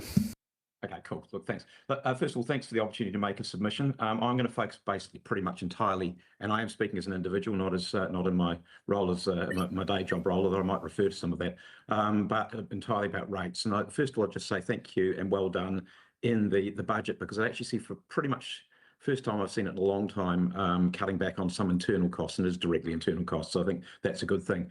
The key, though, is that 7% is still a reasonably sizable increase. The big issue is that it comes on top of a 46% cumulative rates increase over the last 3 years, and that is really, really significant. That is considerably higher than the national average, which I understand is about 34%, which is also obviously extremely high. I did read a very good article on Wellington Scoop this week by Councillor Compton saying that, and this is your projections apparently, over the next 10 years, the combination of rates, sludge levy and water services charges are forecast to put you at the end of that above the 5% of income affordability ceiling, which was recommended by the 2007 Shand report. I do stress that's a ceiling, not a target. And I think and you heard from Judy a few moments ago, that many Wellingtonians are really struggling with the rates levels as they are at the moment. All of these things should be flashing a big, very large alarm. You'll also know, referring to my day job, that the government is very concerned about rates levels. There's legislation before the House, in fact, this week, the second reading of the Systems Improvements Bill, that changes the functions of council, gets rid of the four wellbeings again, and defines core services, among other things. And all of this, I think, is a response to a real affordability issue, not just in Wellington, but around the country. And also, of course, we know that there is a proposal for rates caps in the wings, and that affects all of those things, water services and so on as well. I'm also very well aware that councils are concerned about rates caps and the interface between those and the ability to maintain assets. And I guess the thing is, the priority has got to be maintaining assets before it is doing other services that are perhaps more discretionary. And I think councils' concerns there are fair. but this obviously means that there's got to be some decisions made about what you want to do and what you don't want to do. And the message is very clear that councils do need to be more disciplined. So some suggestions for you, if I can.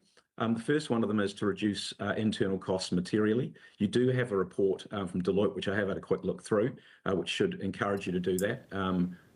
Quite significant, but should encourage you in that direction. There must be some specific areas for savings, and I would pick three in the 3 Cs: communication, cycling, and climate.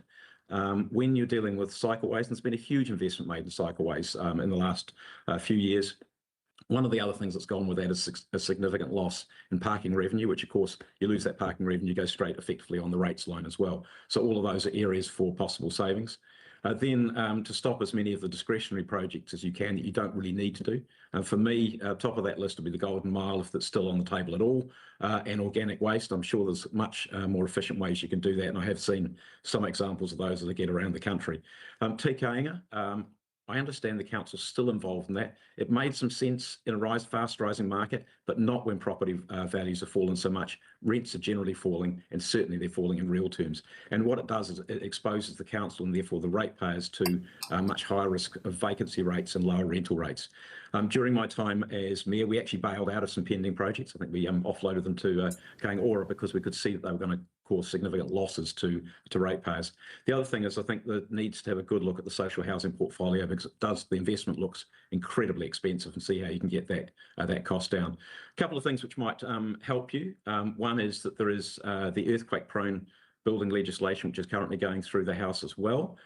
Timber buildings and 1 or 2 story masonry buildings will no longer need strengthening. That would help, for example, in your budgets, with meaning you don't need to strengthen the buildings at Kandala Port, for example, which was a key driver for that project.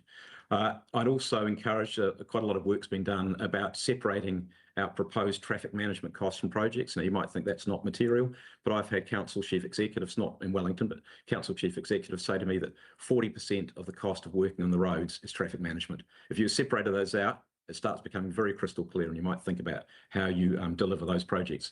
And my other suggestion is that if you've got anything that relates to growth, you should probably reconsider it, because the reality is that Wellington is not growing.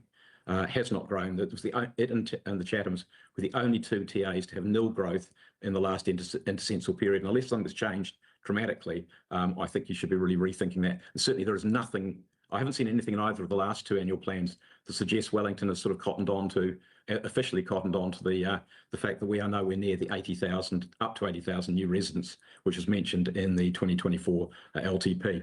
And so just to finish off with, in my view, the key things the council needs to focus on are for the health of the city, are bringing people back into the CBD to live, work and play, and to minimise costs and debts. I spent a lot of time around New Zealand engaging with councils, largely avoided Wellington for the last 3 years just because I thought it was the appropriate thing to do, always wanting to understand council's issues, challenges and opportunities, and see how I can help them. So that offer's there for Wellington too, and thanks for listening, and wish you well. Thank you, Andy. Unfortunately, we're out of time, but appreciate you tuning in to do a submission. Thanks, Andy. Yeah. No, thanks heaps. Cheers. Next, we're going to welcome up James Ross and Austin Illingham Banks, representing the Wellington Ratepayers Alliance. Welcome. You're welcome to stand at the podium or take a seat at the table there, whatever you prefer. Oh, in front, just at the table up here if you like. Up to you. As you've heard, you've got 5 minutes, and if you want to leave any time for questions, just leave it within that 5 minutes, and just don't forget to turn your mic on as well. Perfect. Give it a time. Cool. Right. First of all, good afternoon. Thank you very much for your time. It's always appreciated. My name is James Ross. This is my colleague Austin Illingham Banks from the Wellington Ratepayers Alliance. We're a ratepayer advocacy group fighting to put ratepayers first, and putting it frankly, we think ratepayers have some concerns. So if I could start off with just a few key facts to sort of frame the conversation. Wellington has the second highest average rates in the country, with the average bill now more than $5,000 per household. It has the single highest commercial rates in the country at $53,000 on average per business, which is a whole $7,000 higher than second place. And the average ratepayer has faced a 47% increase in their bill over just the last 3 years alone. Despite this, unfortunately, we're still seeing a proposed 7.4% increase this year. And by our reckons, when you include water in that, we're looking closer to sort of 9.2%. Awesome.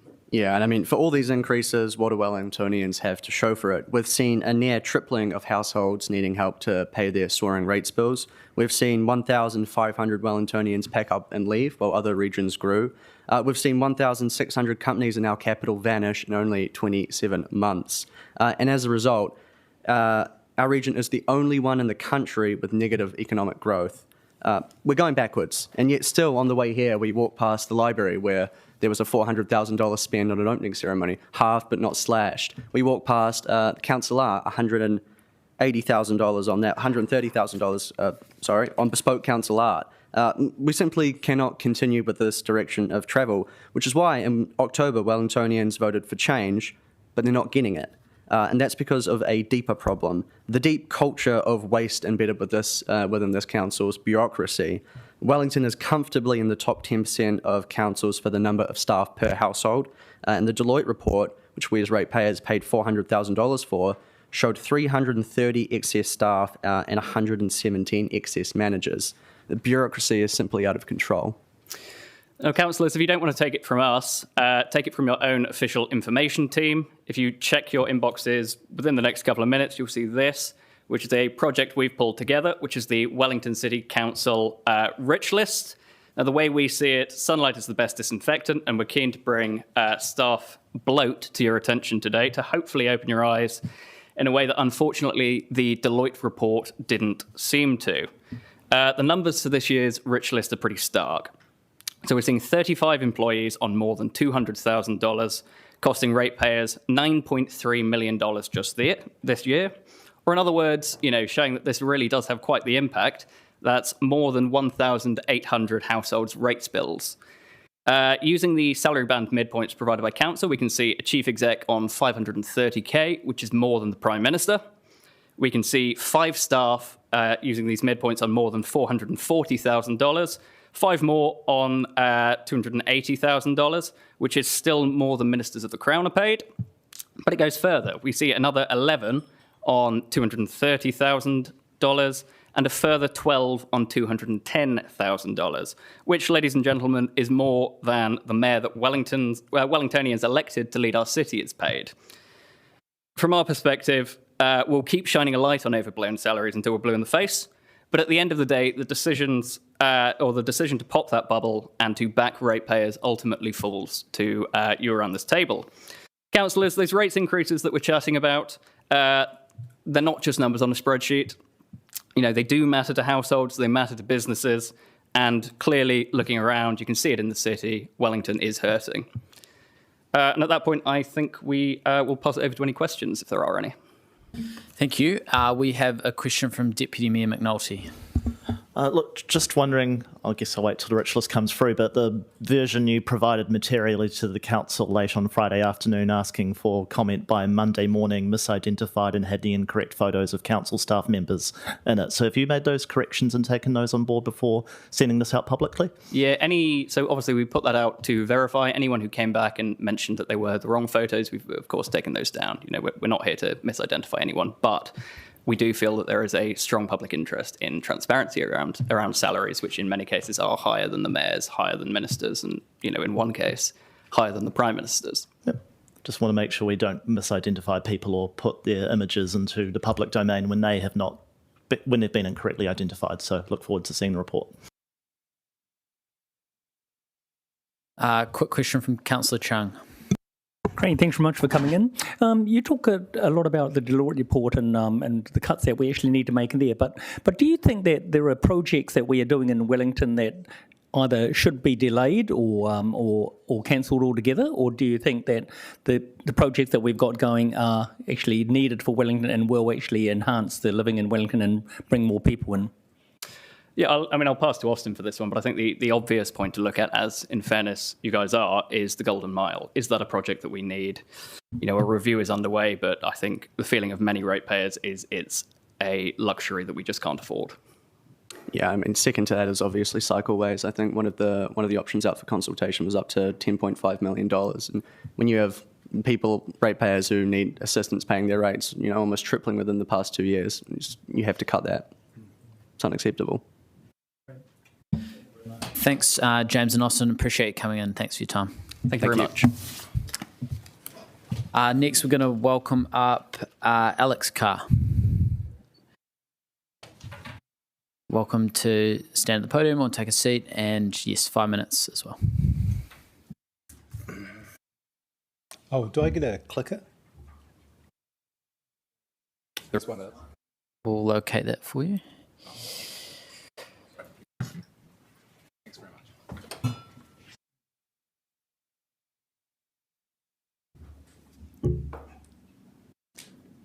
So, as councillors, I know it's rare to be making a decision which is a win-win-win.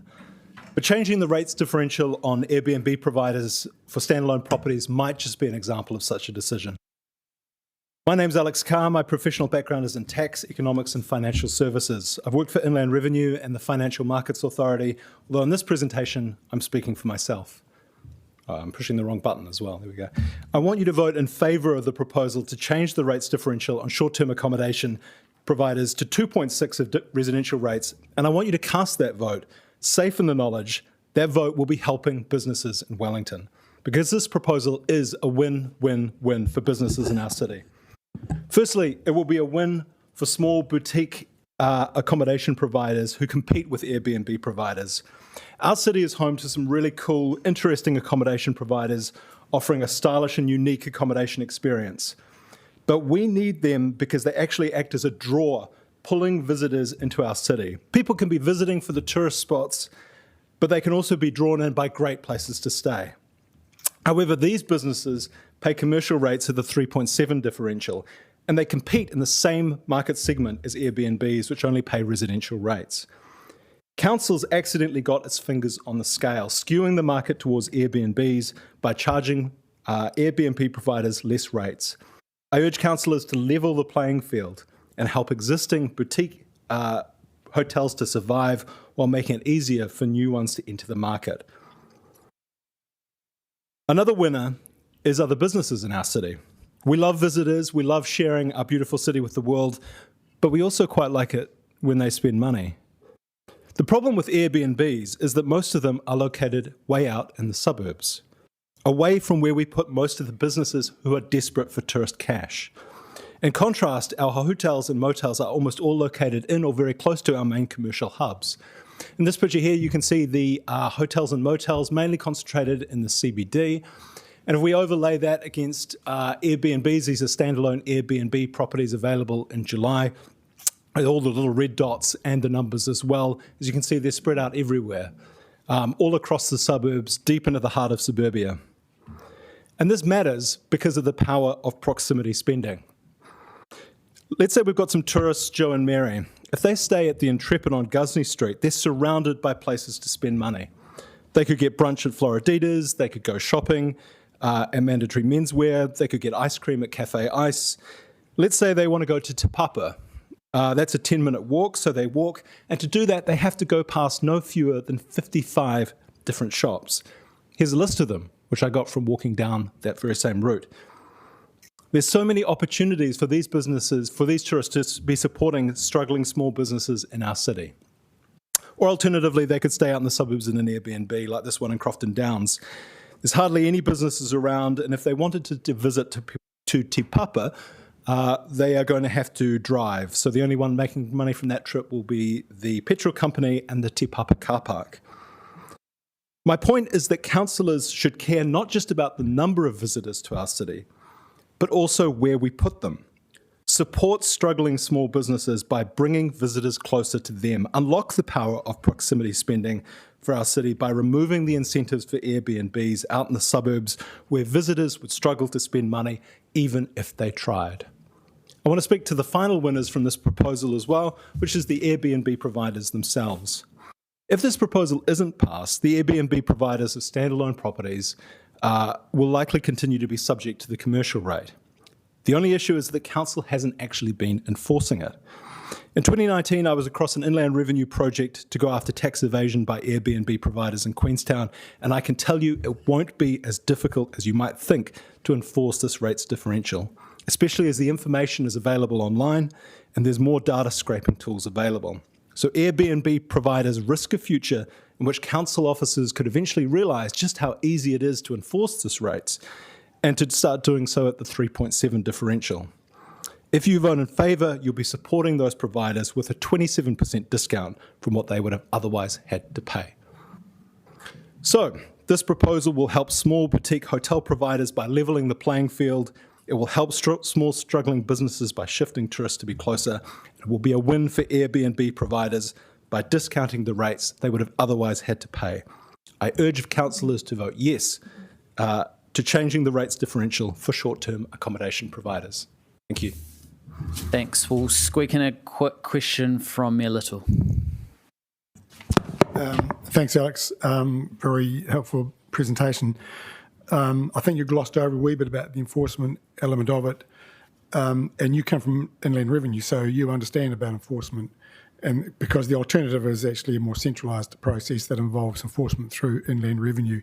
Do you see some challenges with the requirements for declarations, for registers, and for understanding the pattern of occupation that many of these Airbnb properties actually have, that therefore justifies the differential?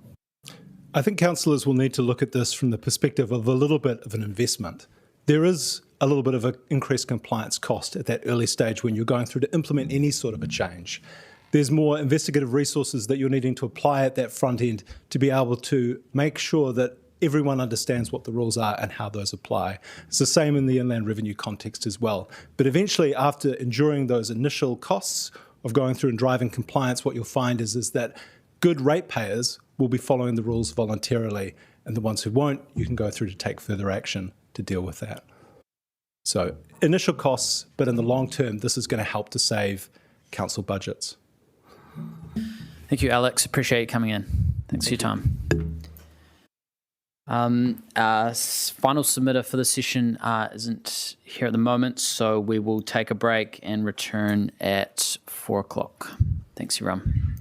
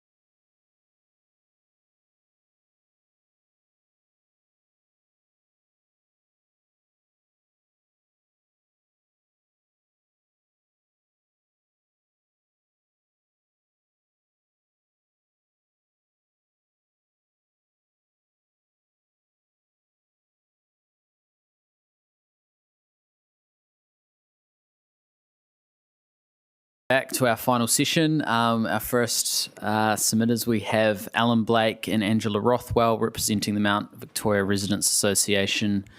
Welcome to take a seat there. We've got 5 minutes, and if you want to leave any time for questions, do so within that 5 minutes and start whenever you're ready. And make sure to turn on the mics as well so we can hear nice and clear. Thank you. Okay. Kia ora koutou, thank you for having us. I'm Angela Rothwell from the Mount Vic Residents Association. This is Alan Blake. I'm just going to, you may have already read our submission on the annual plan. I thought I'd just concentrate on the suggested new revenue for Wellington City Council services that we've listed off. The Moa Point disaster, we could recover clean-up and environmental damage costs from the Moa Point operator. It seems only fair. Ensuring contractors pay for repair or change to meet the basic standards in their work. For instance, not meeting standard footpath design or vehicle accessway design and having to repair it. And we've seen lots of there was lots of hoo-ha about the Thornton Quay cycleway of how many times the road needed to be pulled up because it hadn't been planned holistically. So a bit more attention to that would be awesome, thank you. Motorbike parking on road, introducing a fee for motorbike parking to recognise the benefits of the use of public land in the same way that cars pay for it. That would be good. Introducing more parking charges in all suburbs to recognise the benefits of use of public land. Only some suburbs and parking meter areas currently pay for these. Introducing an annual charge for vehicle accessways across footpaths to recognise the benefits of continued use of the footpath space and roadside curb access. Charging more for the use of valuable footpath space by businesses to recognise the disbenefit for pedestrians of reduced space and the benefits to business of the use of that public space. Currently, it's a nominal fee only, and it's not paid by many businesses. For instance, we see the use of footpath space for sandwich boards, chairs and tables and other items. And I mean, we love business, we love vibrance on the street, but we have to marry that up with pedestrians' access. And the space is usually taken away from pedestrian space rather than going into what is traditionally used for cars. Empty plots could also be charged higher rates, and government-owned empty sites could also be charged rates. For example, the empty site next to the embassy, that's been sitting there for years. There's no incentive for them to develop in any way. We have a housing crisis. We could be using that space. We support public space for public use and support charging individuals and businesses for the privilege of being able to use parts of our public space for their own purposes. Policy changes are required to ensure that a large proportion of public space remains available to the public at all times. A few things that are just Mount Victoria Residents Association pet projects that have been going on for years. Public toilets at Pyrie Street, we'd really like some. We know that it takes years and it takes a lot to convince council that there's actually a need, but we'll do it, we'll keep going. Mount Vic Town Belt is one of the most heavily used parks in Wellington, with a constant flow of both local and overseas visitors of all ages, and yet there's only one toilet and it's right at the top. The Pyrie Street Children's Playground has recently been developed to include adult play equipment, and it's a key access point to the park. Many people use this area and would stay longer if there were better facilities. This is one of the issues for volunteer groups who come to do bush restoration work in the town belt. There are many options to consider that would provide public toilets in this area, and further work is required. There's huge community support that shows the need for a toilet at this location from the many years of work that the Residents Association has advocated for it. We'd like to see 2026-27 annual plan funding to investigate and come up with a plan to build these toilets. Providing adequate public toilets is an accessibility issue and is one area of manaakitanga that Wellington and New Zealand should stand out for. We need more toilets where they're needed, and particularly in busy areas. We'll just leave it there. If anyone's got any questions. Do we have any questions, councillors? Councillor Matthews.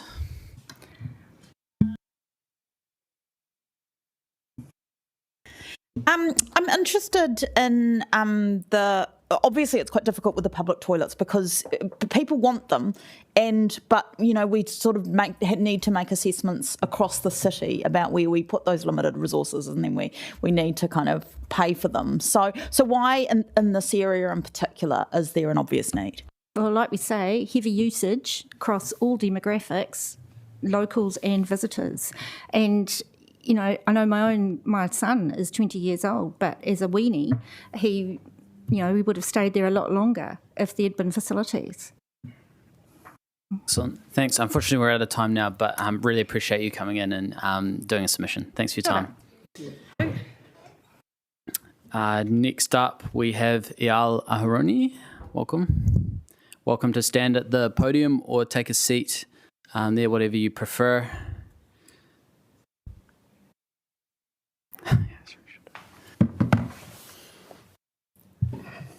And you've got 5 minutes. Okay, thank you. Sorry, I'm not very prepared. I had a busy day. I come here to discuss the commercial rating or Airbnb. Haven't had the time to look at the other matters currently in discussion.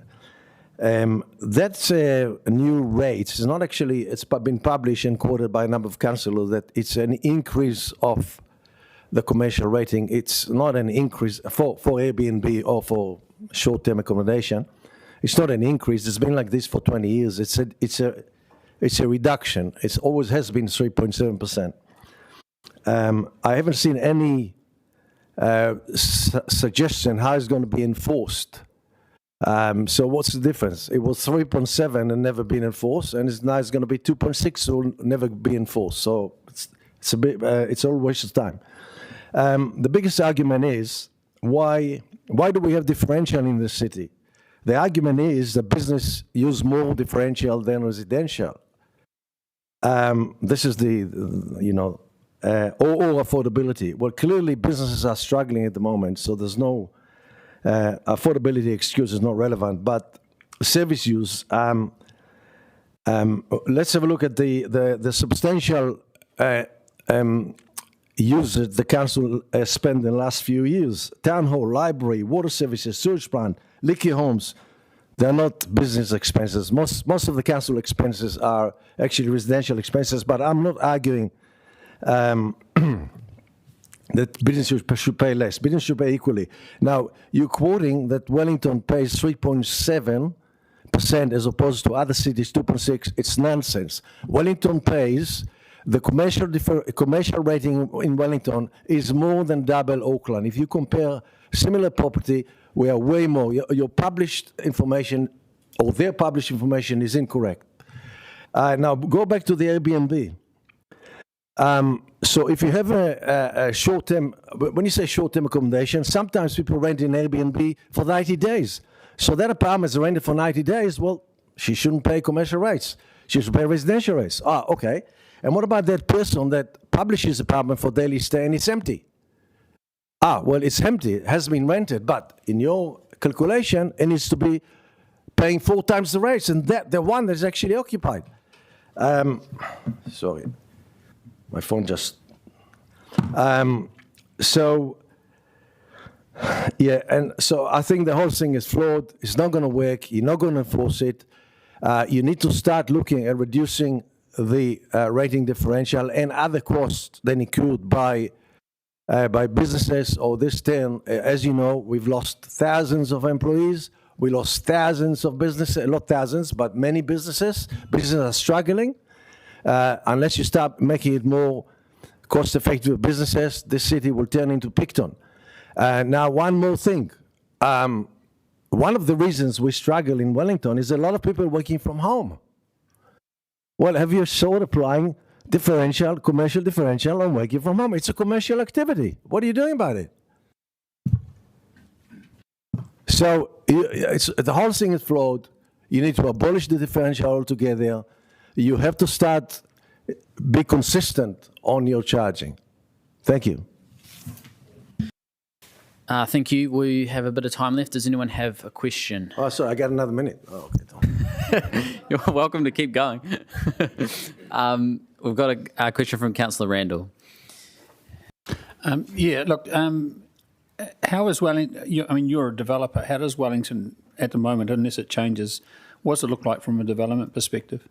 Well, you can't develop Wellington. I know there's a talk by some council. They think they're going to make commercial rates or land rates higher. The people will start building houses. You can't build houses. You can't build buildings because there's no tenants.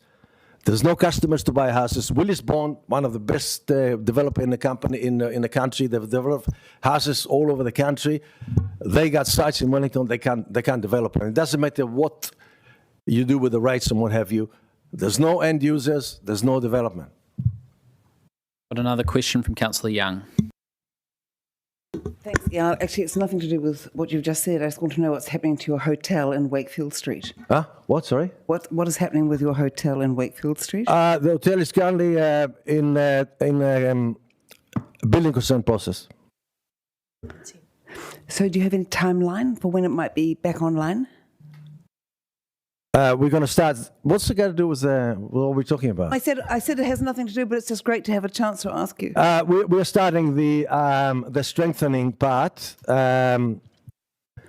Maybe later this year. It will take a year to bring the building to 100%, and that's what we're doing. Great. But it's not the fit out. The fit out is a substantial investment. So the seismic strengthening is is 20 million or something or whatever it is. Not 450 million like the town hall, but never mind. So we one thing at a time, and once we finish the seismic strengthening, we will look at the market and the viability of spending another substantial amount to turn into a hotel.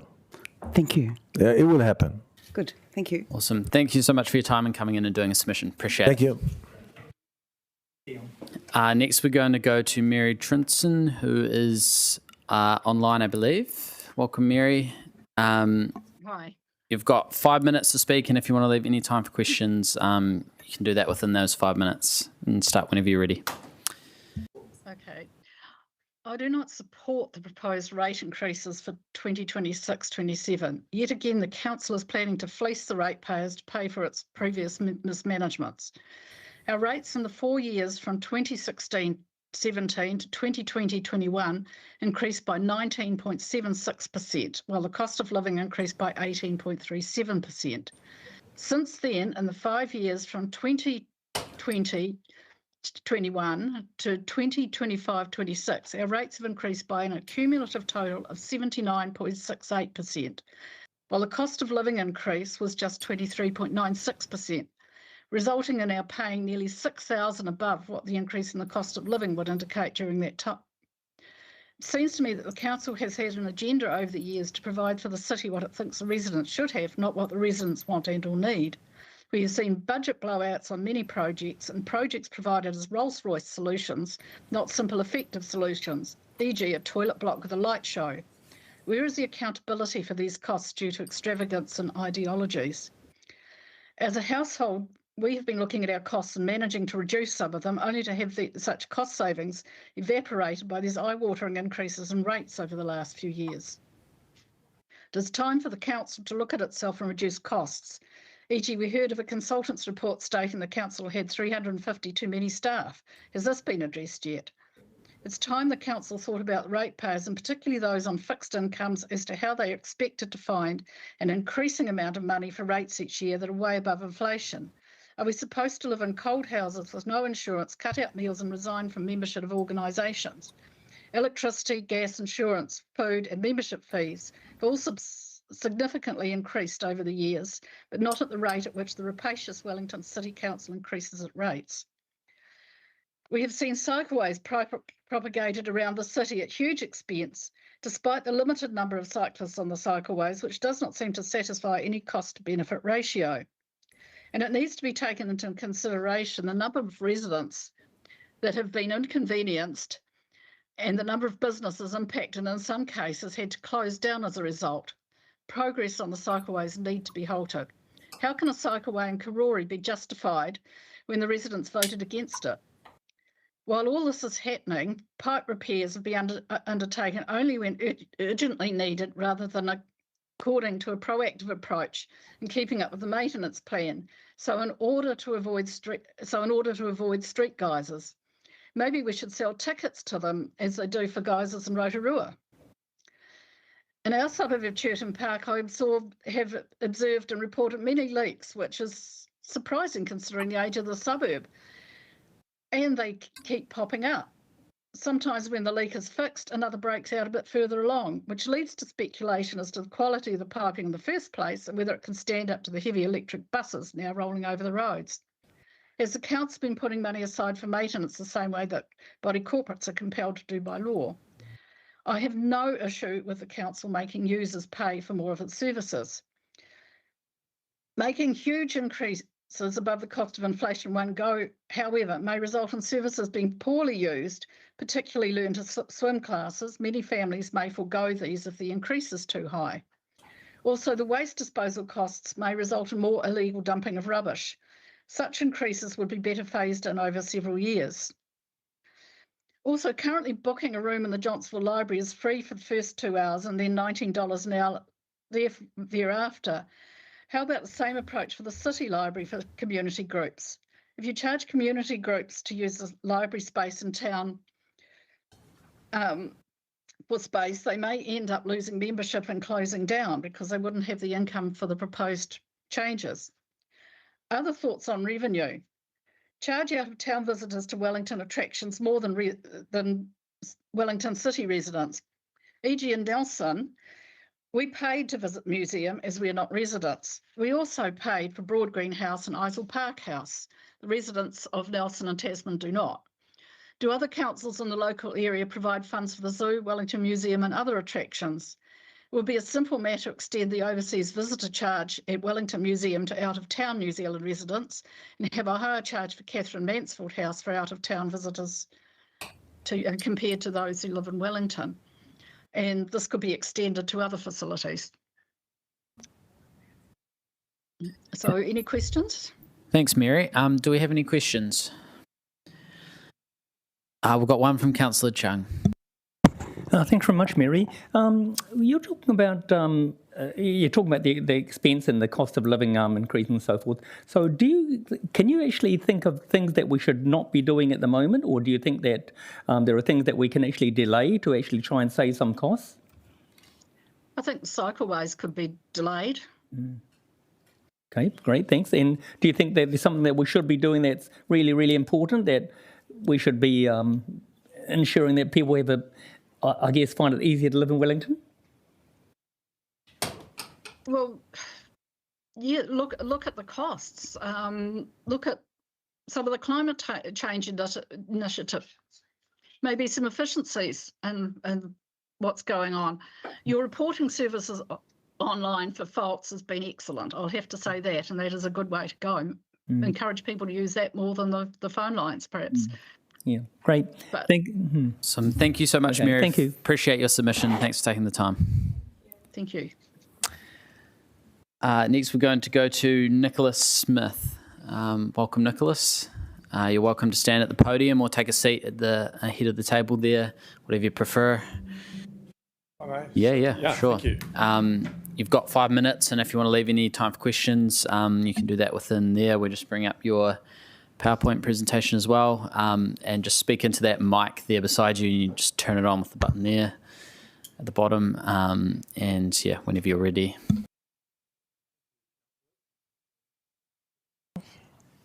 Thank you.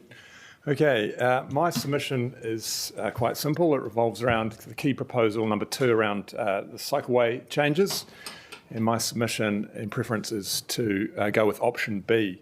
So that's keeping their budget agreed as with the long-term plan amendment at 10.5 million. Now, the premise is this would give council more options to make safety improvements for vulnerable road users, particularly pedestrians and cyclists. And specifically, I want to raise a situation where vulnerable road users interface or get into precarious situations, traffic in Kandala specifically. And I'm making a representation for a raised pedestrian crossing outside the Nenville Park Rec Centre on Cockayne Road.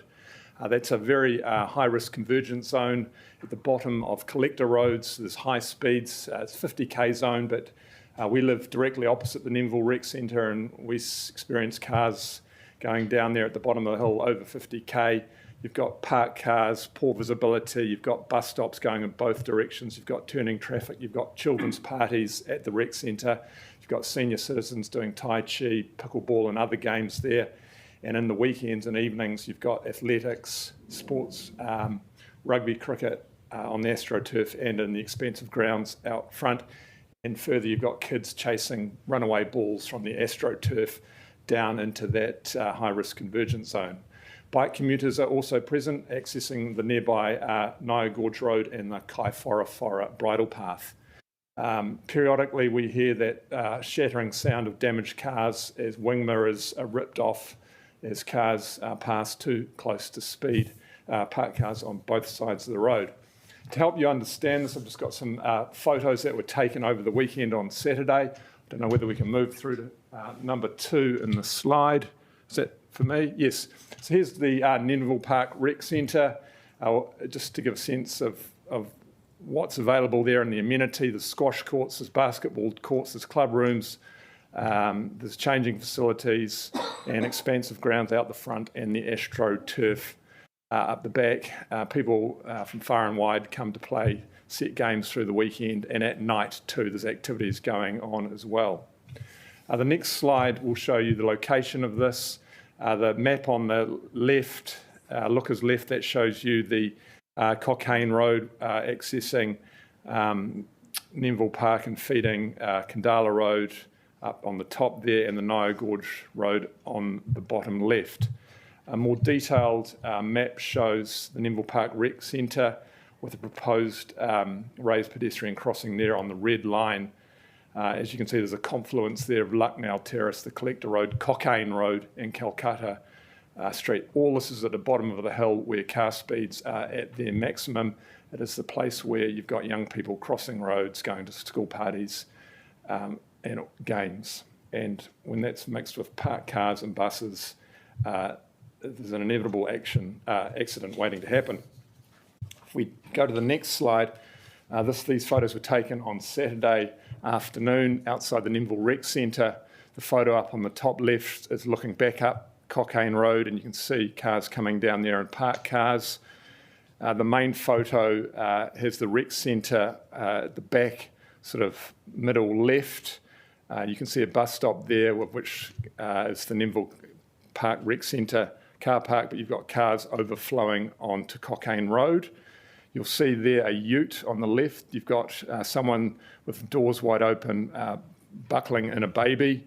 That is a common sight in this space. You've got cars crossing the centre line coming towards you. You've got cars pulling out of the Nemville Park Rec Centre, and you've got a car heading away from you, a white one, that's come down that hill. So this is dying out for some sort of leeway for pedestrian crossings trying to navigate this convergence zone. The next slide, thank you, shows the top left there shows the back of the bus stop there. You'll see the yellow line, that is the back of the bus stop. So when you exit the bus, you're then faced with often a whole line of cars looking up the hill, and you cannot see approaching cars. And the only time you see an approaching car is when it appears from the closest parked car, in this case the ute. So you've got young kids who may be not able to exercise as much judgment as an adult, sort of running the gauntlet to cross the road. So the visibility is constrained, particularly for young people. The other photos there show you cars pulling out of the Nemville Park Rec Centre car park, and you get a sense of buses coming both ways. So bus commuters are also running that gauntlet as well to cross the road. These risks are exacerbated when daylight savings ends and you've got activities at the rec centre and still this much traffic happening as well. My last slide just shows you where there's a natural space or inclination where young families and pedestrians want to cross that road between those two bus stops opposite the Nemville Park Rec Centre. Again, it's at the bottom of the hill. It would be a simple cost of $150,000. That's my understanding for a raised pedestrian crossing. You compare that to the value of statistical life, what society is prepared to pay to prevent a premature death of 5 to 12 million it pales in comparison and would be an easy fix. And if you've got the headroom for through a greater cycleway budget, you could then sort of pick out or prioritise these high-risk areas in our communities where pedestrians and cyclists use on a regular basis, and bus commuters. Any questions? Thank you. We'll squeeze a quick one in from Councillor Matthews. Yeah, it's not really a question. Thank you so much for your submission. This is my neighbourhood too, and I recognise the issues. I'm wondering if we could ask, luckily we have Jenny Chetwin in the room, and I'm wondering if we could ask the transport team, it's not so much probably an annual plan or cycleway issue, but if we could ask the transport team to come and have a look and assess the issues in that area, that is something that we kind of do routinely. And so I'd like to ask, with your patience, Chair, that we ask for this submission to go through that process for the transport team to go and have a look and see what's possible in that area. Sounds reasonable to me. Thanks. Thanks so much for coming in. Appreciate your time. Just run out of time for questions, but maybe you could, we've got one more submitter, so Councillor Chung, you might be able to grab him after that. Thank you for your time. We're going to welcome up a very last submitter of this process, Craig Moore. Welcome, Craig. Kia ora, good afternoon. I'm here to talk to you today, the lucky last, about the commercial rates and short-term rental providers. Just basically my proposal is to, rather than introduce a blanket rate differential, is to introduce a bed tax as an alternative, and I'll explain why. Do I click?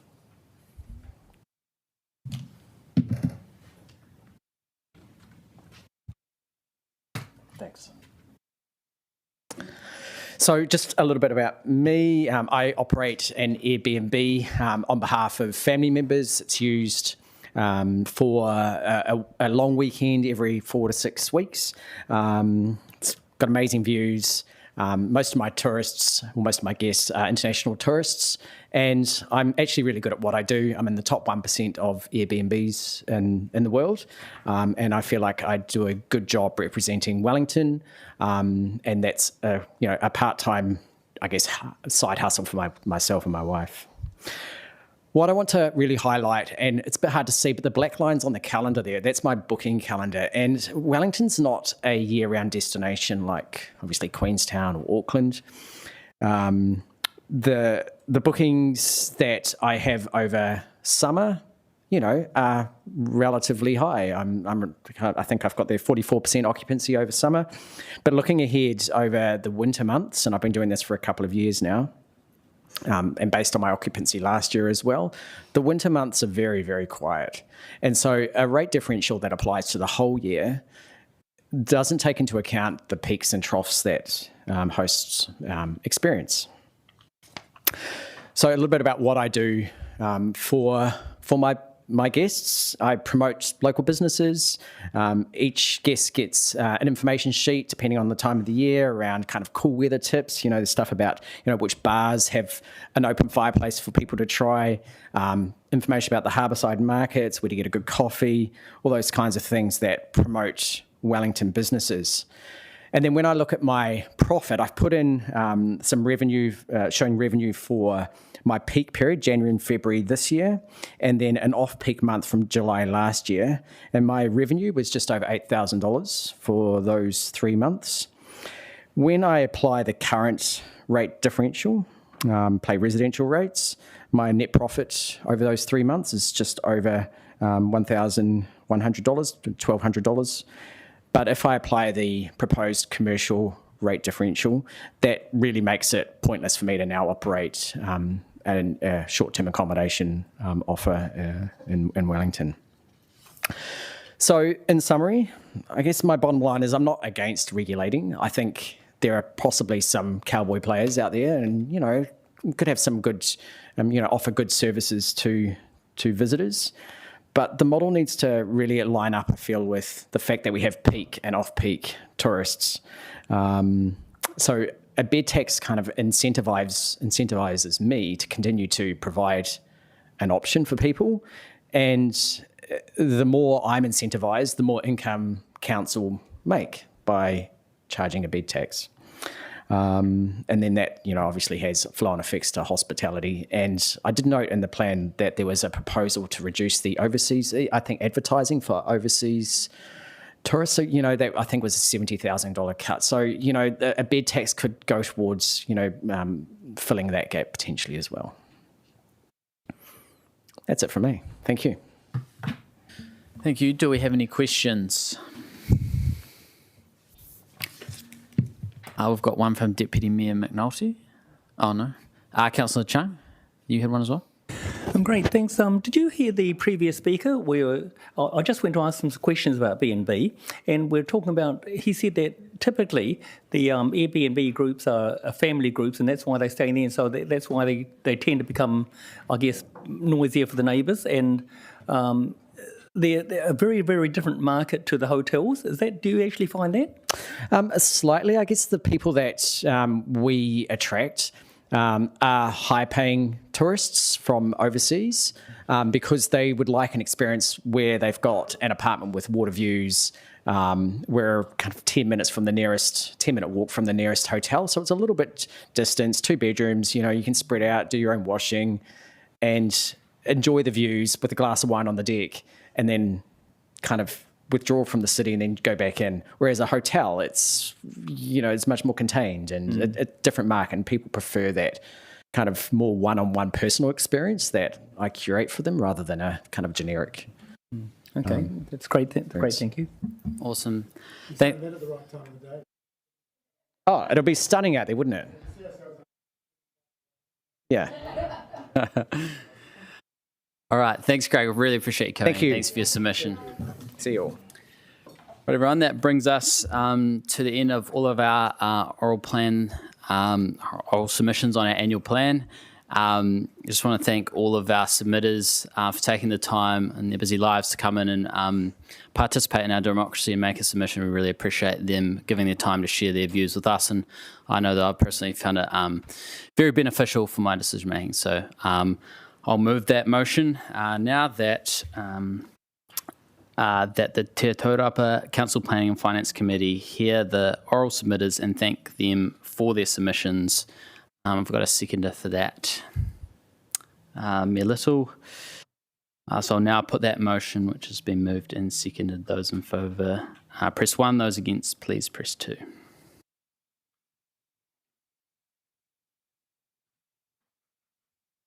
I think that's everyone there. Close. Did you get me? You got to tell us how you got to vote or how you want to vote. Oh, there we go. Yes. Thank you. Said yes.